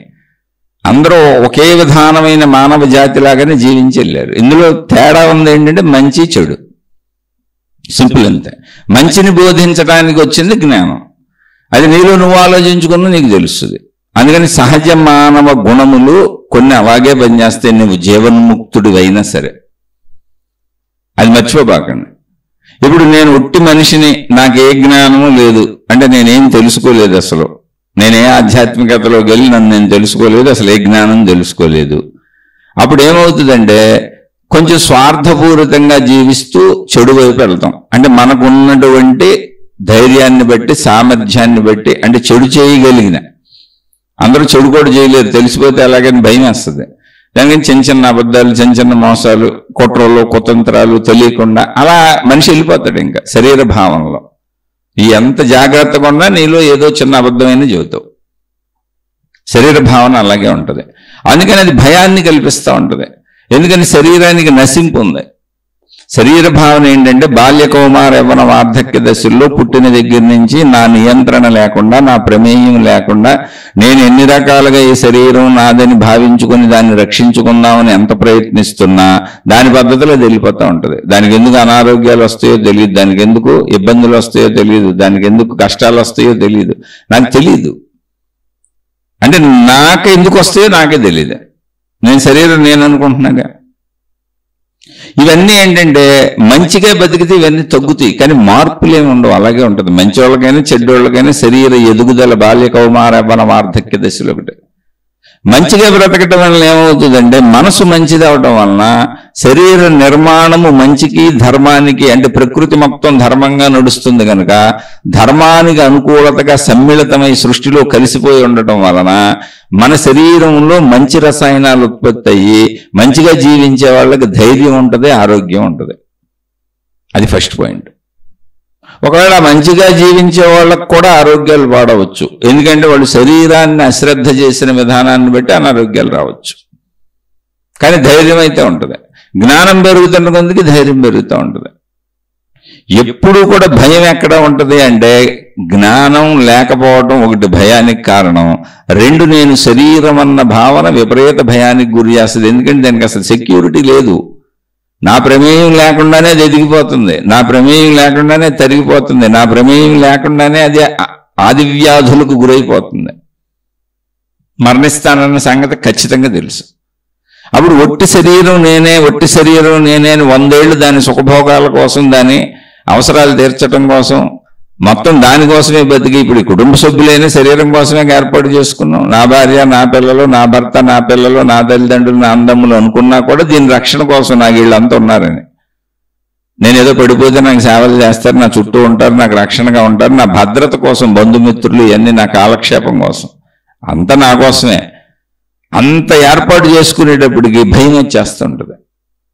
అందుకని శరీరము నేననేది ఎంత నిజము అంటే శరీరము నీవే, మనసు నీవే, ప్రాణశక్తి నీవే. శరీరం ఉండగానే దాన్ని తెలుసుకునే ప్రయత్నం చేయి. ఒకవేళ తెలుసుకుంటే ఏమవుతుంది? తెలుసుకుంటే అన్ని మారిపోతాయా అంటే నేను శక్తిని, నా మనసులా కదులుతున్నది అనేటువంటి విషయం తెలిసినప్పుడు మనోకదలికలనంటే భయాలని, అభద్రతలని, ఊహాత్మకతని ఆపగలిగిన స్థైర్యము, ధైర్యము, వాస్తవికతలో ఉండగలిగినటువంటి జ్ఞానము నీకు వస్తుంది. అది సహజత్వము.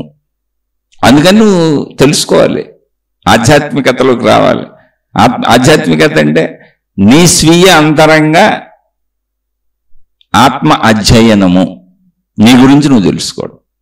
మొత్తంగా నీ శరీరం గురించి, నీ మనసు గురించి, నీ బుద్ధి గురించి, నీ అహంకారం గురించి, నీ ప్రాణశక్తి గురించి దాని పనితీరులు తెలిసినప్పుడు నీకు తెలుస్తుంది.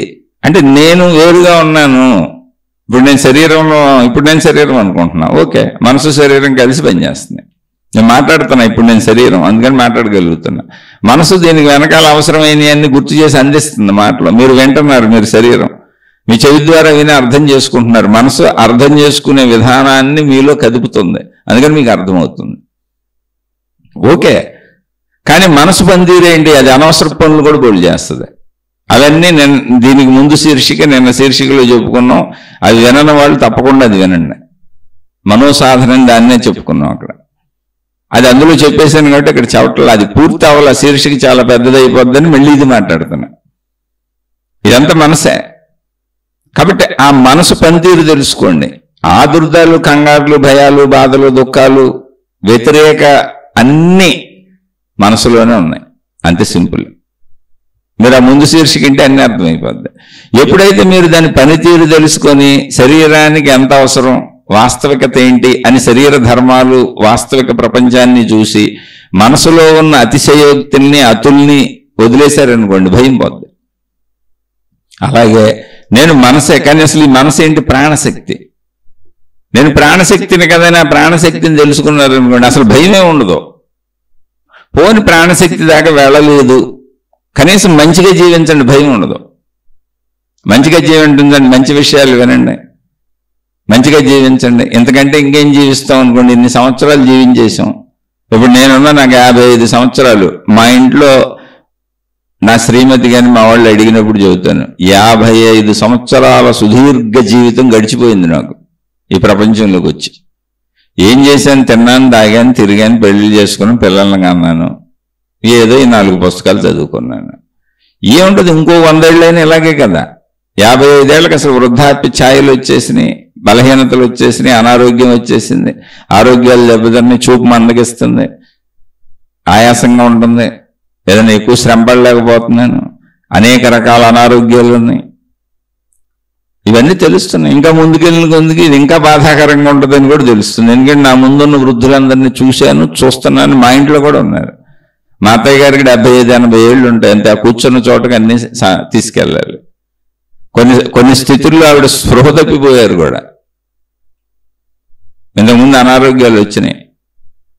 ఆవిడకి హార్ట్లో స్టంట్ వేశారు, చెయ్యి ఇరిగిపోయింది ఒకసారి గోడకు గుద్దుకొని. అండ్ వృద్ధాప్యంలో ఏమీ లేదు, ఊరికి నెల తగిలి ఇరిగిపోయింది అంతే, బోయికి టుప్పని. మళ్ళీ అక్కడ రాడ్ వేసి, ఆ చేతిలో రాడ్ ఉంది, హృదయంలో గుండెలో ఒక స్టంట్ ఉంది, అనేక ప్రాబ్లమ్స్ ఉన్నాయి ఆవిడకి. పాపం కంటి చూపు తగ్గిపోయింది, చెవి వినికిడి తగ్గిపోయింది. అన్నీ ఆవిడ ఉన్న ప్రదేశానికి తీసుకెళ్ళి ఇవ్వాలి. కాకపోతే వాళ్ళ అమ్మాయి ఉంది, ఆమె అదృష్టం. వాళ్ళ అమ్మాయికి తల్లి మీద ప్రేమ ఉంది, అలానే మాకు నిజంగా సౌకర్యం ఉంది చేయటానికి. ఏదో మేము తిన్నదంతా వండుకొని ఆమెకి పెట్టగలం, తింటున్నా ఆమె హ్యాపీగా ఉంది. కానీ మామూలు దుఃఖభరితమైన విషయం కాదు. మామూలుగా అయితే అది ఆ కూర్చొని చోట నుంచి కదలలేదు ఆమె. ఆవిడ జీవితం మొత్తం ఇప్పుడు రాత్రి వరకు కాలకృత్యాలు తీర్చుకోవటం, ఆవిడ సొంత కాలకృత్యాలు తీర్చుకోవటమే ఆమెకు ఒక పెద్ద తపస్సు అయిపోయింది. పెద్ద యజ్ఞయాగాదులు నిర్వహించినట్టు అయిపోయింది. పెద్ద పెద్ద పర్వతాలు మోస్తున్నట్టు, పర్వతారోహణ చేస్తున్నట్టు అయిపోయింది. ఓ ఎవరెస్ట్ శిఖరం ఎక్కినట్టు అయిపోతుంది ఆమె. ఏ రోజుకి ఆ రోజు ఆమె కాలకృత్యాలు తీర్చుకోవటం అంత కష్టంగా ఉంది వృద్ధాప్యం. అలా జరుగుద్ది. ఎందుకు అలా జరుగుతుంది అంటే సృష్టి చేసిన ఏర్పాటు. నాయన ఈ శరీరం ఇంతే, నువ్వు ఎన్ని జన్మలు ఎత్తినా ఇది ఎలాగే ఉంటుంది. మళ్ళీ వృద్ధాప్యం ఇదిగో శక్తిహీనతకు వచ్చేస్తుంది. నువ్వు పసిబిడ్డగా ఏమీ శక్తి లేకుండా పుట్టావు. అక్కడి నుంచి ఎదుగుతూ శక్తిని పొందవు, జ్ఞానాన్ని పొందవు, ఇంద్రియ జ్ఞానాన్ని పొందవు, ప్రాపంచ జ్ఞానాన్ని పొందవు, శారీరక శక్తిని పొందవు, మానసిక శక్తిని పొందవు. అలా ఎదుగుతూ ఎదుగుతూ వచ్చి యవ్వనంలో అద్భుతంగా అన్నీ అనుభవించేసావు. ఇప్పుడు ఆ శక్తినంతా పోగొట్టుకుంటూ వృద్ధాప్యానికి వెళ్తున్నావు. ఎక్కడి నుంచి పుట్టావో అక్కడికే మరణం దూరితే వెళ్ళిపోతావు. అంతే జరిగేది ఏమి లేదు. మళ్ళీ కావాలా ఇంతే ఆట. ఈ ఆటలో సత్యాన్ని తెలుసుకుంటావా, అనంత ఆత్మశక్తిని తెలుసుకుంటావా, శరీరం ఇంతే అని ఆలోచిస్తావు. ఎందుకని వృద్ధాప్యం చివరికి పెట్టి ఉండకపోతే ఆలోచన పుట్టదు మనకు. అసలు ఇంతే జీవితం అని అనిపించే వరకు ఆ జీవాల కొట్టుకుంటూ అక్కడే ఉంటాడు. అంతే, ఇంతే జీవితం అని అనిపించి ఆ బాధపడి పడి పడి ఓపిక లేనిదనాన్ని చూసి చూసి చూసి ఇంద్రియ సుఖాల గతంలో అనుభవించినవన్నీ నెమరు వేసుకొని యవ్వనంలో ఎంత ఉత్సాహంగా తిరిగానో పక్కన వాళ్ళందరికీ కబుర్లు చెప్పి దాన్ని గుర్తు చేసుకొని కళ్ళ మీద నీళ్లు పెట్టుకొని ఆఖరికి ఏంటి జ్ఞానం అంటే శరీర ధర్మాలు ఇంతే అంటే మళ్ళీ వస్తావా రావా చూసుకో, నీ ఇష్టం. అది నీ ఇష్టం. రావాలనుకుంటే మళ్ళీ రావచ్చు, కోరికలు తీరలేదు అనుకుంటే మళ్ళీ రావచ్చు. లేదు ఎందుకు అక్కర్లేదు చేసే, అసలు ఈ శరీరంతో ఏముంది, ఎంత తిన్నా ఇంతే, ఎన్నిసార్లు అనుభవించినా ఇంతే అనుకుంటావా, చక్కగా జ్ఞానాన్ని తెలుసుకో. ఇక మళ్ళీ రాబాక. అది కూడా నీలోనే ఉంది. మళ్ళీ రాకుండా ఉండే స్థితి నీలోనే ఉంది. ఏంటి, నేను ప్రాణశక్తిని అనుకొని తెలుసుకొని వెళ్ళిపోయావు అనుకో, నేను శరీరం కాదు అనుకొని, ఇంక శరీరంతో రావు. శరీరం నేను కాదనుకున్నప్పుడు నువ్వు ఎందుకు వస్తావు? ఇది మా ఇల్లు కాదని అనుకున్నావు అనుకోండి, ఆ ఇంట్లోకి వెళ్తాం మనం. మన ఇల్లు అయితేనే కదా మనం వెళ్తాం ఆ ఇంట్లోకి. ఇది మా ఇల్లు కాదు అని మనకు అర్థమైంది అనుకోండి, ఆ ఇంట్లోకి మనం ఎందుకు వెళ్తాం? మన ఇల్లు అయితే మన ఇంట్లోకి వెళ్తాం. సేమ్ అంతే. ఈ శరీరం నా ఇల్లు కాదు, నేను అనంత ఆత్మశక్తి నేను తెలిసింది అనుకోండి, నువ్వు అసలు మళ్ళీ ఆ ఇంట్లోకి వెళ్ళే ప్రయత్నమే చేయవు. లేదంటే ఆ ఇంట్లోకి వెళ్ళే ప్రయత్నమే చేస్తావు. ఇల్లే నేను అనుకొని, అసలు ఇల్లే కనీసం ఇల్లు అని కూడా అనుకోకుండా ఇల్లే నేను అనుకొని, శరీరమే నాదనుకొని, నేను అనుకొని, నేనే ఈ శరీరం అనుకొని మిళితమైపోయి జీవించినప్పుడు భయంగా ఉంటది. బాబోయ్ నాకేమైపోద్దో ఇప్పుడే, ఏమవుతుంది. నాకు 55 ఏళ్ళు, మా ఇంట్లో అందరికీ చెబుతాను నేను 55 ఏళ్ళు సుదీర్ఘంగా జీవించాను, ఏమొచ్చినా ఏమవదో, మీ ఎన్నాళ్ళున్నా ఇంతే, అర్థమైంది. నా బాధ్యతల వరకు చేసుకొని ముగించుకుంటే చాలు. ఏంటి బాధ్యతలు? ఏం లేదు, భార్య ఉంది, కొడుకున్నాడు, కూతురు ఉంది, వాళ్ళు సెటిల్ అవ్వలేదు. వాళ్ళు సెటిల్ అయిపోతే నాకేం బాధ్యత లేదు. సెటిల్ నేనేం చేయలేను, కానీ నేను ఫీల్ అవుతున్నాను నా ధర్మాలు నేను కరెక్ట్గా నిర్వర్తించాలి. ఎందుకంటే మానవ జీవితంలో ధర్మాలు అనేవి ఇప్పుడు నా బిడ్డల పుట్టుకకు నేనే కారణం కాబట్టి, ఆ ధర్మ నిర్వహణ ఒకటి చెప్పారు కాబట్టి అది అయిపోతే అయిపోయింది. ఇప్పుడు భార్య ఉంది పాపం, మరి ఆవిడికి నిజంగా ఎవరు చూసేవాళ్ళు లేరు, పోనీ ఎవరికన్నా అప్పచెబుదామన్నా లేదు, నా పిల్లలు చూస్తే ఓకే.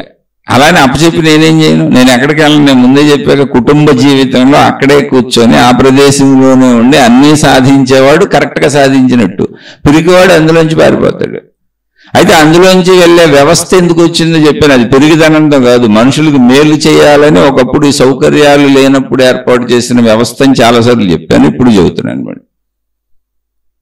కాబట్టి అలా కొన్ని మన ధర్మాలు ఉంటాయి, జస్ట్ అవి పూర్తి అయిపోతే అయిపోయింది. అలానే ఇప్పుడు ఈ నిమిషం ప్రాణం పోయినా వచ్చిన నష్టం ఏం లేదు, ఎందుకంటే ఉంటేనే నష్టం. ఇప్పుడు ఉన్న కాంచి దీన్ని మేపాలి, దీన్ని శుభ్రం చేయాలి, దీనికి కాలకృత్యాలు తీర్చాలి, దీనికి అన్ని సౌకర్యాలు సమకూర్చాలి. ఇప్పుడు కాదు, ఎందుకంటే అనుభవించేది ఏంటి? ఆ చూసిందే చూస్తాను, ఆ తిన్నదే తింటాను, ఆ విన్నదే వింటాను, పంచేంద్రియాలేగా ఉంది, ఆ అనుభవ సుఖాలేగా. పైగా మళ్ళీ అనుభవించలేకపోతున్నానని వృద్ధాప్యంలో బాధ. ఇప్పుడు శారీరక శక్తి తగ్గిపోయింది, నా ముందోళ్ళందరినీ చూస్తున్నాను, నాకైతే బాధ లేదు. ఎందుకనంటే ఈ చదువుకున్నది, ఈ పుస్తకాలు చదువుకున్న వాచా వేదాంతం కొంత నాకు పనిచేస్తుంది.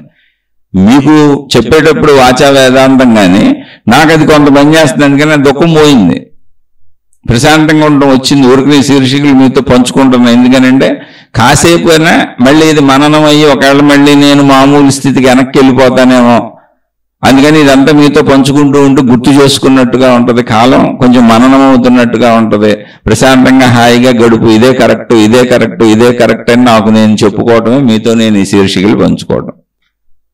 నాకు నేను చెప్పుకుంటున్నాను కాబట్టి, నేను ఎవరిని ఉద్ధరిస్తున్నానని అనుకోవట్లేదు కాబట్టి, నా బొమ్మ చూపించట్లేదు, నా గొంతు ఊరికి వినపడుతుంది తప్ప నా పేర్లు ఊర్లు చెప్పట్లేదు. ఎందుకని నేను చాలా సామాన్యుడిని.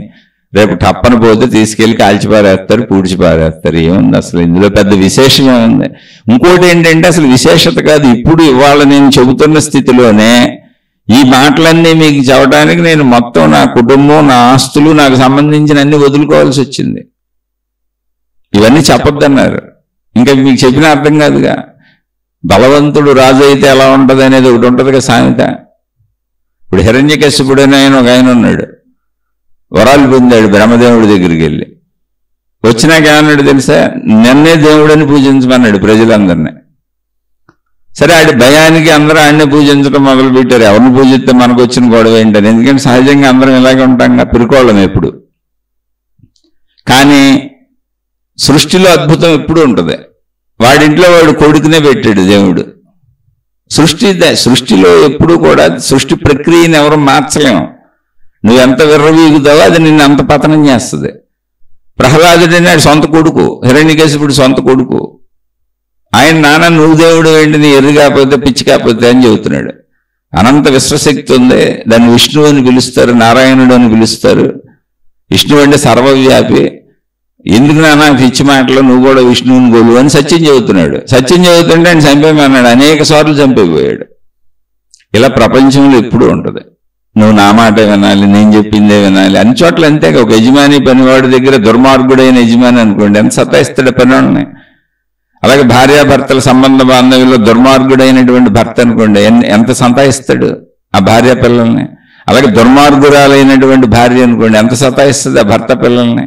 ఎప్పుడు అధికారం ఒక పెత్తనం సాకటానికి అనువుగా ఉన్నవాళ్ళు నరరూప రాక్షసులుగా మనుషుల్ని బీక్కు తింటూనే ఉంటారు. దాన్నే మనకే ఈ కథలుగా చెప్పారు. అలానే హిరణ్యకశిపుడు రాక్షసుడు అని ఎలా అంటావు? అది బ్రహ్మదేవుని మరి తపస్సు చేసి దేవుణ్ణి ప్రత్యక్షం చేసుకున్న భక్తుడు కదా. ఇక్కడ ఈ పాయింట్ ఆలోచించం మనం. భక్తుడైన రాక్షసుడు అంటే దేవుడి పరంగా భక్తుడే. నేను దేవుడిని వరాలు తెచ్చుకుంటా, కానీ మీరు మాత్రం నన్ను దేవుడిగా చూడండి, మీరు డైరెక్ట్ దేవుడి దగ్గరికి వెళ్ళిపోకూడదు. ఇది మధ్యలో మోసకారి గురువులు, మోసకారి గురువిణులు, మాతాజీలు ఉంటారని చెప్పని వాళ్ళు హిరణ్యకశిపుడు బ్యాచ్. ఇప్పుడు వాడు వరాలు పొందాడు, తపస్సు చేశాడు దేవుడి కోసమే కదా. అప్పుడు నాకంటే దేవుడు భిన్నంగా ఉన్నాడని వీడికి తెలుసుగా. దేవుడు భిన్నంగా లేకపోతే తపస్సు చేసి వరాలు ఎట్ట పొందాడు? అది బ్రహ్మగారు ఇంకో ఆయన దేవుడు ఉన్నాడని తెలుసుగా. వరాలు ఇచ్చింది ఆ దేవుడు అని తెలుసుగా. ఆ దేవుడి కోసమే తపస్సు చేశాడు. మరి నన్నే దేవుడు అని పూజించండి అంటాడేంటి? ఆ మీడియేటర్స్ వాళ్ళే. దేవుడికి సామాన్య మానవుడికి మధ్యలో మీడియేటర్స్గా వస్తున్నారే, వాళ్ళల్లో మోసగాళ్ళని హిరణ్యకశిపుడు అని పిలుస్తారు. వాళ్ళ సొంత కొడుకులైన కూతురులైన ఎంత రక్త సంబంధీకులైనా ఆ అహంకారం మదం వదలదో. ఎప్పటి వరకు వదలదో? వాళ్ళు నాశనం అయిపోయే వరకు వదలదు. హిరణ్యకశిపుడు ఏమయ్యాడు? వాళ్ళ ఇంట్లోనే ప్రహ్లాదుడిని పెట్టాడు. సృష్టి పెట్టింది అది. నీ నాశనం నీ పక్కనే ఉంటుంది. ఇప్పుడు మన మృత్యువు ఎక్కడుంది? మన జీవితంలోనే ఉంది, బయట ఏం లేదు. మన మృత్యు ఎక్కడుంది చెప్పండి? మన జీవితంలోనే ఉంది. మన జీవితం ఎటు వెళ్తుంది? మనం హ్యాపీ బర్త్డే అని హ్యాపీ బర్త్డేలు చేసుకుంటున్నాం. ఒకసారి కరెక్ట్గా ఆలోచించండి. హ్యాపీ బర్త్డే అని మొట్టమొదటి హ్యాపీ బర్త్డే చేసామంటే అర్థం ఏంటో తెలుసా? మరణానికి 1 సంవత్సరం దగ్గరగా వెళ్ళానని. అది డెత్ డే. దాన్ని హ్యాపీ అంటావో లేదా సాడ్ అంటావో లేదా ఏడుపు అంటావో నీ ఇష్టం. కానీ 1 సంవత్సరం నేను మరణానికి దగ్గరికి వెళ్తున్నా. అలా 2, 3, 4 నువ్వు ఎన్ని హ్యాపీ బర్త్డేలు చేసుకున్నావు, ఎన్ని గుర్తు చేస్తున్నావు ఏమని అంటే మరణానికి నువ్వు దగ్గరికి వెళ్తున్నావు అని. జీవితం ఎటు వెళ్తుంది? జీవనం అనేది ఎటు ప్రవహిస్తుంది? మృత్యు అనే సాగరంలో కలిసిపోద్ది ఎవరికైనా అంతే. ఇప్పుడు హిరణ్యకశిపుడు తపస్సు చేసినప్పుడు దేవుడి కోసమే కదా. దేవుడు ప్రత్యక్షమయ్యాడు కదా, వరాలు ఇచ్చాడు కదా. ఆ వరాలు తెచ్చుకున్నాక దేవుడు ఉన్నాడనే కదా అర్థంతోనే కదా ఆడు తపస్సు చేశాడు. మరి దేవుడు లేడు, నన్నే దేవుడిగా పూజించండి అంటే వీళ్ళు దేవుడికి సామాన్య ప్రజలకి మధ్యలో మీడియేటర్స్. దేవుణ్ణి మేము తెలుసుకుంటాము, మీరు మమ్మల్ని దేవుడిలాగా పూజించి మమ్మల్ని అనుసరించండి అంతే తప్ప డైరెక్ట్గా మీరు దేవుడి దగ్గరికి వెళ్ళొద్దు, మమ్మల్ని దేవుణ్ణి చేయండి అనేటువంటి మోసగత్తులు మోసగాళ్ళు ఉంటే మాత్రం హిరణ్యకశిపుడులో నాశనం అయిపోతారని ఖర్చు అవుతుంది. ఆ నాశనం నీ దగ్గరే, నీ ఇంట్లోనే ఉంటుంది. నీ ఇంట్లోనే ఏంటి? మన ఇంట్లోనే మన మృత్యు ఉంది. మన జీవితం మృత్యు వైపుకి వెళ్తుంది.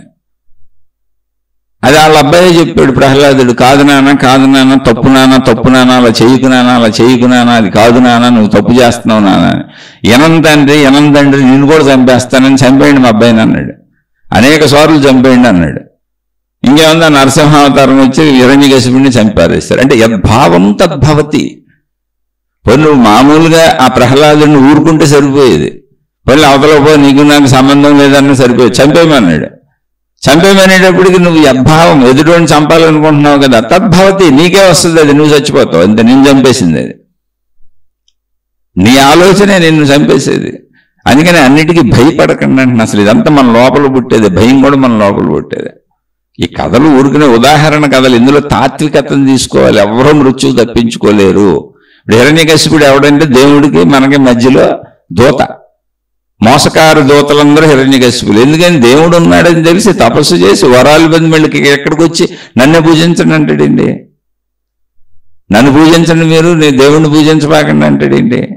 ఆడు వరాలు పొందిందే దేవుడి దగ్గర కదా. అంటే ఇది ఒక మోసకారితనం. వాళ్ళందరూ అలా నశిస్తారు. అందులో పడబాకండి. ఎవరు చెప్పినా మంచి తీసుకోండి. ఆత్మాధ్యయనం.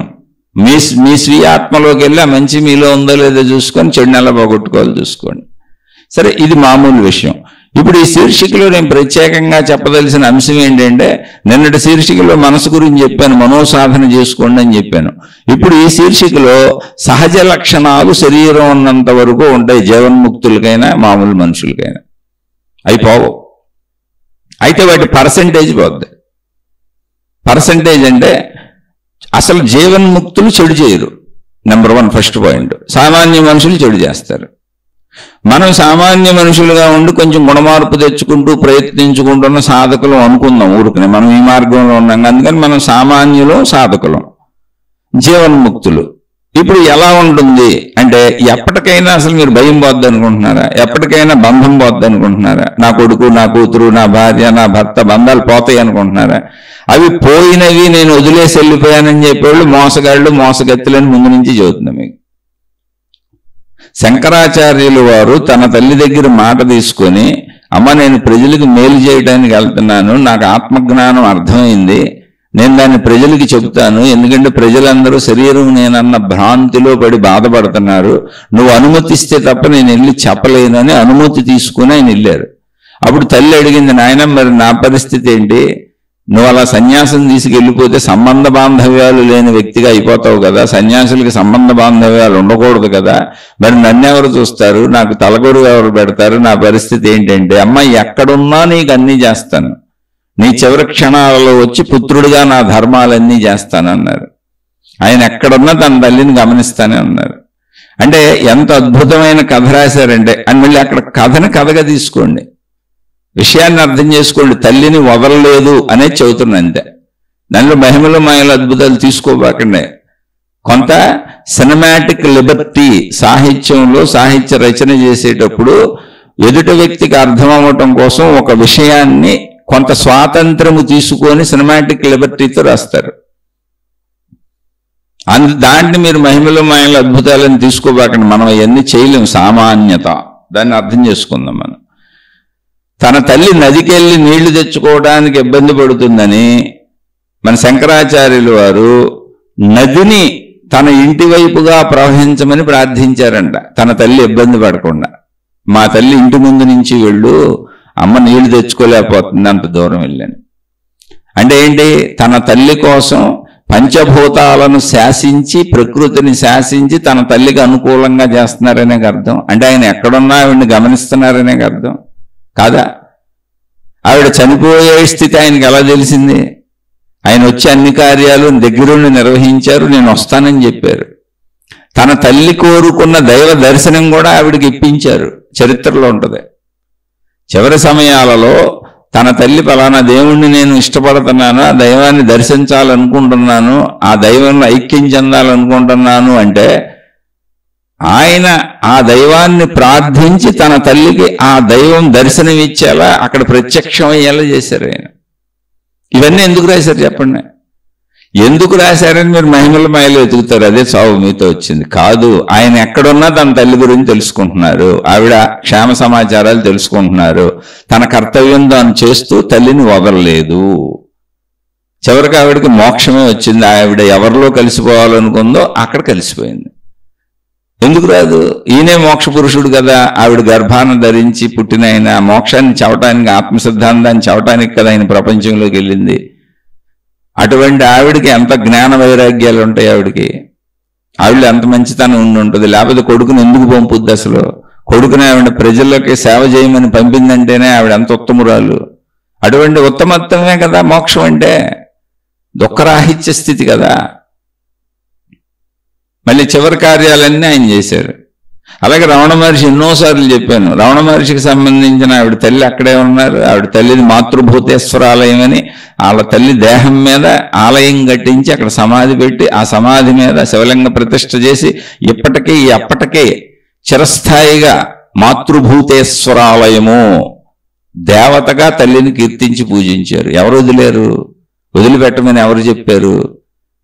ఆ తల్లే కాదు, ఆయన కుటుంబ సభ్యులందరూ, అన్నదమ్ములు, వాళ్ళ పిల్లలు అందరూ ఆయనతోనే వచ్చి ఉన్నారు.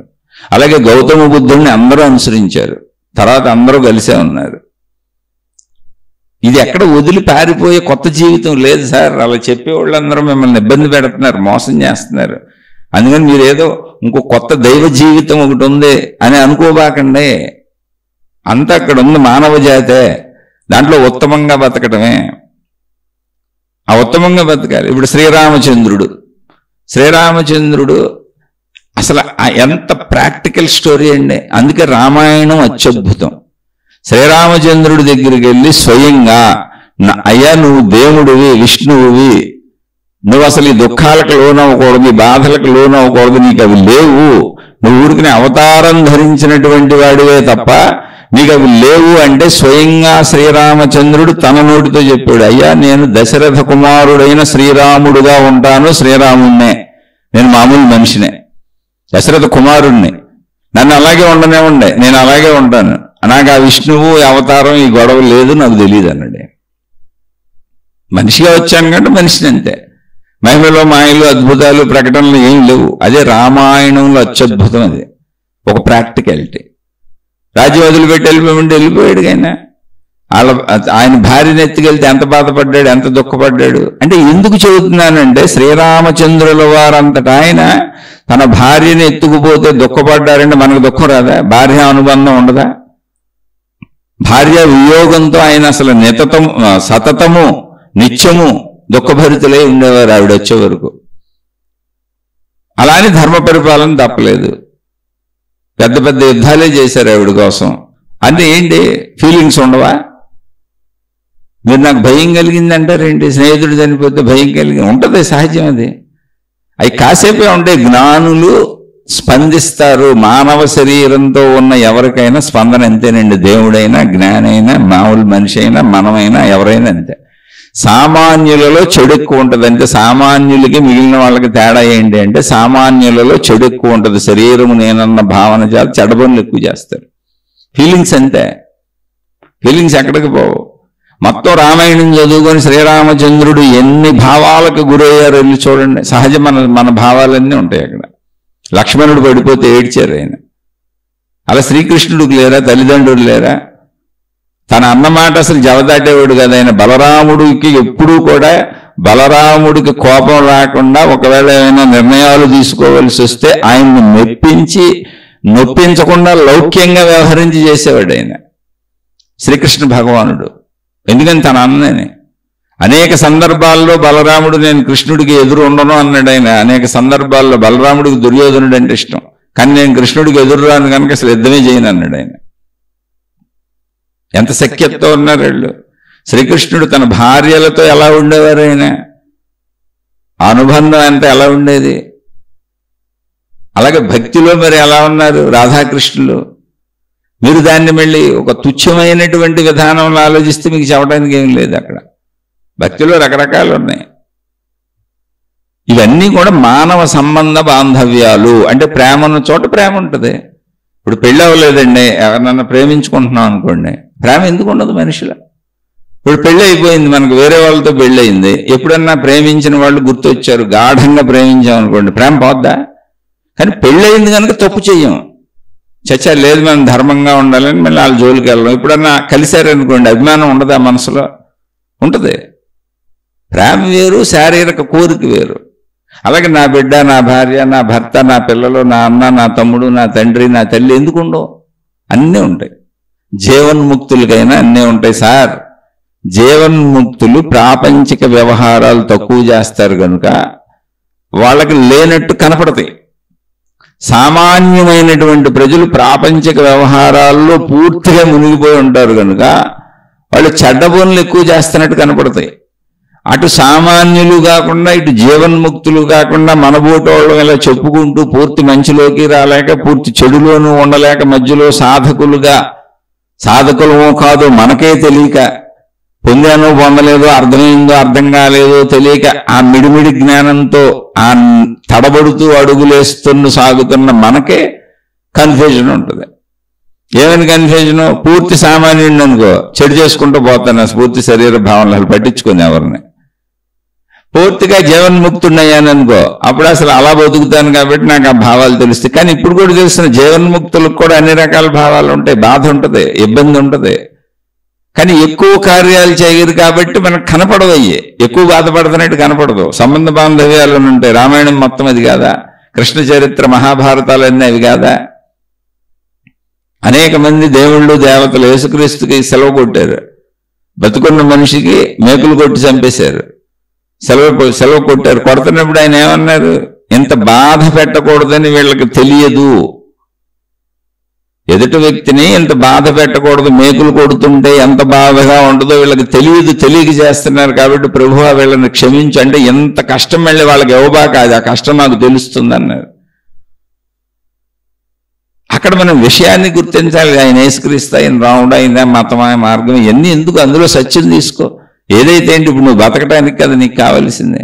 ఇప్పుడు ఆహార పదార్థాలకి లేని మతం, బట్టలకి లేని మతం, కిరాణా సరుకులకి లేని మతం, రైళ్ళకి, బస్సులకి, విమానాలకి లేని మతం, సినిమా హాళ్ళకి, ప్రపంచంలో ఎక్కడా దేనికి లేని మతం. ఎవరు ఏది చేసినా కొనుక్కుంటాం, తింటాం. ఎక్కడొచ్చింది ఈ మతం? దేవుడి దగ్గర, మిగిలిన ఎక్కడ లేదు ప్రపంచంలో. అన్ని ఎవరు తయారు చేసిన వస్తువులైనా తింటావు, కొనుక్కుంటావు, కట్టుకుంటావు. మతం ఎక్కడ లేదు అసలు. ఎవరి సినిమాలకైనా వెళ్తావు. ఓన్లీ భావనలో పెట్టుకొని మతం కొట్టుకు చేస్తామా? అర్థమే ఉన్నది అందులో. అసలు భౌతిక జీవితంలో మన నిత్యావసర వస్తువులు మనం బ్రతికే విధానంలో మతమే లేదు ఎక్కడ. ఎవరు ఏ మతస్థులు ఏం చేసినా అందరం తీసుకుంటాం. ఏ మతం అని అడగను కూడా అడగం అసలు. మరి ఎందుకు ఆ మత పిచ్చి? అది మన మూర్ఖుల్ని చేస్తుంది. విజ్ఞానంతో బతుకుదాం, జ్ఞానంతో బతుకుదాం. మనుషులందరూ మన మానవ జాతి. అలానే మతం ఏదన్నా మంచి చెబుతుంది అనుకో, తీసుకో మంచి విషయాలు. ఎవరొద్దన్నారు? మంచి విషయాలు తీసుకో. అలాగే ఆహార పదార్థాలు ఏ మతాల వాళ్ళు తయారు చేసినా కొనుక్కున్నట్టు అందరితో సఖ్యతగుండు.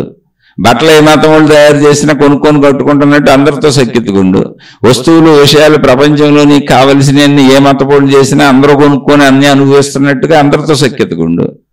నీ మతంలో ఉండొద్దు అంటే ఆ మతంలో మంచి విషయాలు తీసుకో, చెడు ఉంటే వదిలేసి. అవి కూడా నీ జీవితానికి కుదిరితే ఆచరించుకో.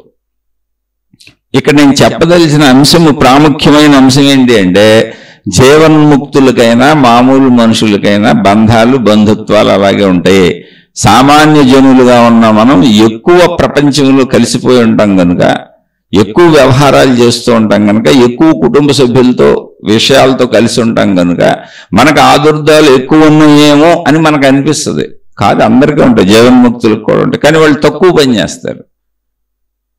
వాళ్ళకి అందరికీ ఉంటాయి. రామాయణం అంతా అదే చెబుతుంది. రమణ మహర్షి దగ్గర వాళ్ళందరూ ఉన్నారు.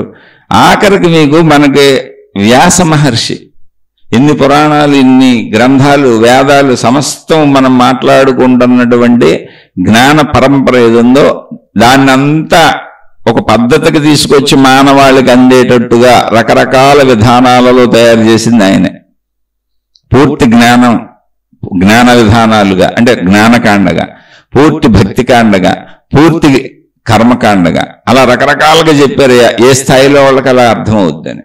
అటువంటి మహనీయుడు జీవన్ముక్తుడైన ఆయన కొడుకు సుఖమహర్షి. సుఖమహర్షి చిన్నతనంలోనే ఆత్మజ్ఞాని కొడుకు కదా, ఆయనే నేర్పారు ఆత్మజ్ఞానం అంది ఆయనకి. వ్యాసమహర్షి నేర్పారు. నేర్చుకున్నాడు ఆయన. నేర్చుకున్నాక ఆయన ఆత్మజ్ఞాని అయిపోయాడు. ఎంత ఆత్మజ్ఞాని అయిపోయాడంటే, నేర్చుకుంటున్నాడు కనుక ఆత్మజ్ఞాన స్థితిలో చిన్నతనంలోనే అయిపోవటం వల్ల ఆయన వివాహాలు చేసుకోలేదు, పెళ్లి ఆలోచన రాలేదు ఆయనకి. రమణ మహర్షి చిన్న 13-14 ఏళ్ళకే జీవన్ముక్తుడు అయిపోయినట్టుగా సుఖమహర్షి చిన్నప్పుడే జీవన్ముక్తుడు అయిపోయారు ఆయన. ఎందుకని? తండ్రి చెప్పటం వలన. అయితే చెప్పినటువంటి తండ్రికి నిజంగా కొడుకున్నాడుగా. ఇప్పుడు సుఖమహర్షికి భార్య లేదు, తండ్రి ఉన్నాడు. కొడుకు, కూతురు, భార్య, భర్త బంధాలు లేవు. కానీ వ్యాస మహర్షి కొడుకుగా ఆయన్ని కన్ని, పెంచి, పెద్ద చేసి, విద్యలు నేర్పి, ఆత్మజ్ఞానం అయ్యే వరకు పెంచిన మమకారం ఉంది. అందుకని సుఖమహర్షి అలా వెళ్ళిపోతుంటే, నడిచి వెళ్ళిపోతుంటే, ఏంటి ఆయన ప్రకృతితో మమేకం అయిపోయి నేను అనంత ఆత్మశక్తిని అన్న ఎరుకలో ఆయన వెళ్ళిపోతుంటే, వ్యాస మహర్షి వెనకాల సుఖ అని అరుస్తూ వెంటపడ్డాడు. నా బిడ్డని, ఆగునాయన, నువ్వు నా బిడ్డనాయన, ఆగునాయన, నిన్ను వదిలిపెట్టి నేను ఉండలేను నాయన. అంతటి వ్యాస మహర్షికి పుత్రవాత్సల్యం ఉందండి. ఎందుకు ఉండదు అంటున్నా. వశిష్ఠ మహర్షి యోగ వాసిష్టం మన శ్రీరామచంద్రుల వారికి 12వ ఏటో 11వ ఏటో చెప్పేశారు ఆయన. యోగ వాసిష్టం మొత్తం ఆత్మజ్ఞాన గ్రంథం. దాంతోనే శ్రీరాములు వారు ముక్త పురుషుడు అయిపోయారు 12 ఏళ్ళకే. అయినాక ఆయన వివాహాలు చేసుకున్నారు, యుద్ధాలు చేశారు, మొత్తం తర్వాత జరిగింది అదంతా. అటువంటి వశిష్ఠ మహర్షికి భార్య ఉంది, పిల్లలు ఉన్నారు. ఆయన ఆ రాజ్యానికి గురువు కూడాను. అంటే రాజ్య వ్యవహారాలన్నింటిలో కల్పించుకొని ధర్మాధర్మాలు చెబుతారు ఆయన, రాజగురువు ఆయన. ఈ జీవన్ముక్తులందరూ ఎక్కడికో పారిపోయారు అనుకోబోకండి. జీవన్ముక్తులందరూ ఇంకా ప్రపంచం అభ్యున్నతగా బతకడానికి, ధర్మంగా బతకడానికి, మంచిగా బతకడానికి అనాదిగా తమ వంతు సహాయాలు చేస్తూ వస్తున్నారు. ఇప్పుడు కూడా చేస్తారు. అదే మంచిని పెంచటం. అంతే తప్ప భావాలు పోవో. బిడ్డల మీద ఉన్నాయి, భార్య మీద ఉంది, భర్త మీద ఉంది, పిల్లల మీద భావాలు పోవు. కానీ అవి ధర్మంగా ఉంచుకుంటారు వాళ్ళు. వాళ్ళ కోసం అధర్మాలు చేయరు. అందుకని నాకు భయం పోద్ది, బాధ పోద్ది, ఏదో ధైర్యం వచ్చేస్తుంది అనుకోబాకండి. ఆ సందర్భంలో ఆ తగినంత భయం ఉంటుంది. ఇప్పుడు మన మీదకు లారీ వచ్చేస్తుంది అనుకోండి, జీవన్ముక్తుడు అలా నుంచొని తొక్కిచ్చేయమంటాడు ఏంటి? అయినా తప్పుకుంటాడు. తప్పుకుంటే భయపడిపోయాడంటే అలా. అది భయం కాదు, జాగ్రత్త. నాస్తి జాగ్రత్తో భయం. కనుక జీవన్ముక్తులకైనా మనకైనా భావాలు ఉంటాయి, అవన్నీ వస్తూ ఉంటాయి. అందుకని నాకు ఏదో ఎక్కువ ఉంది, నేను మారలేకపోతున్నానని బుర్ర బద్దలు కొట్టుకోవాకండి. మనం మధ్యలో ఉన్నాం.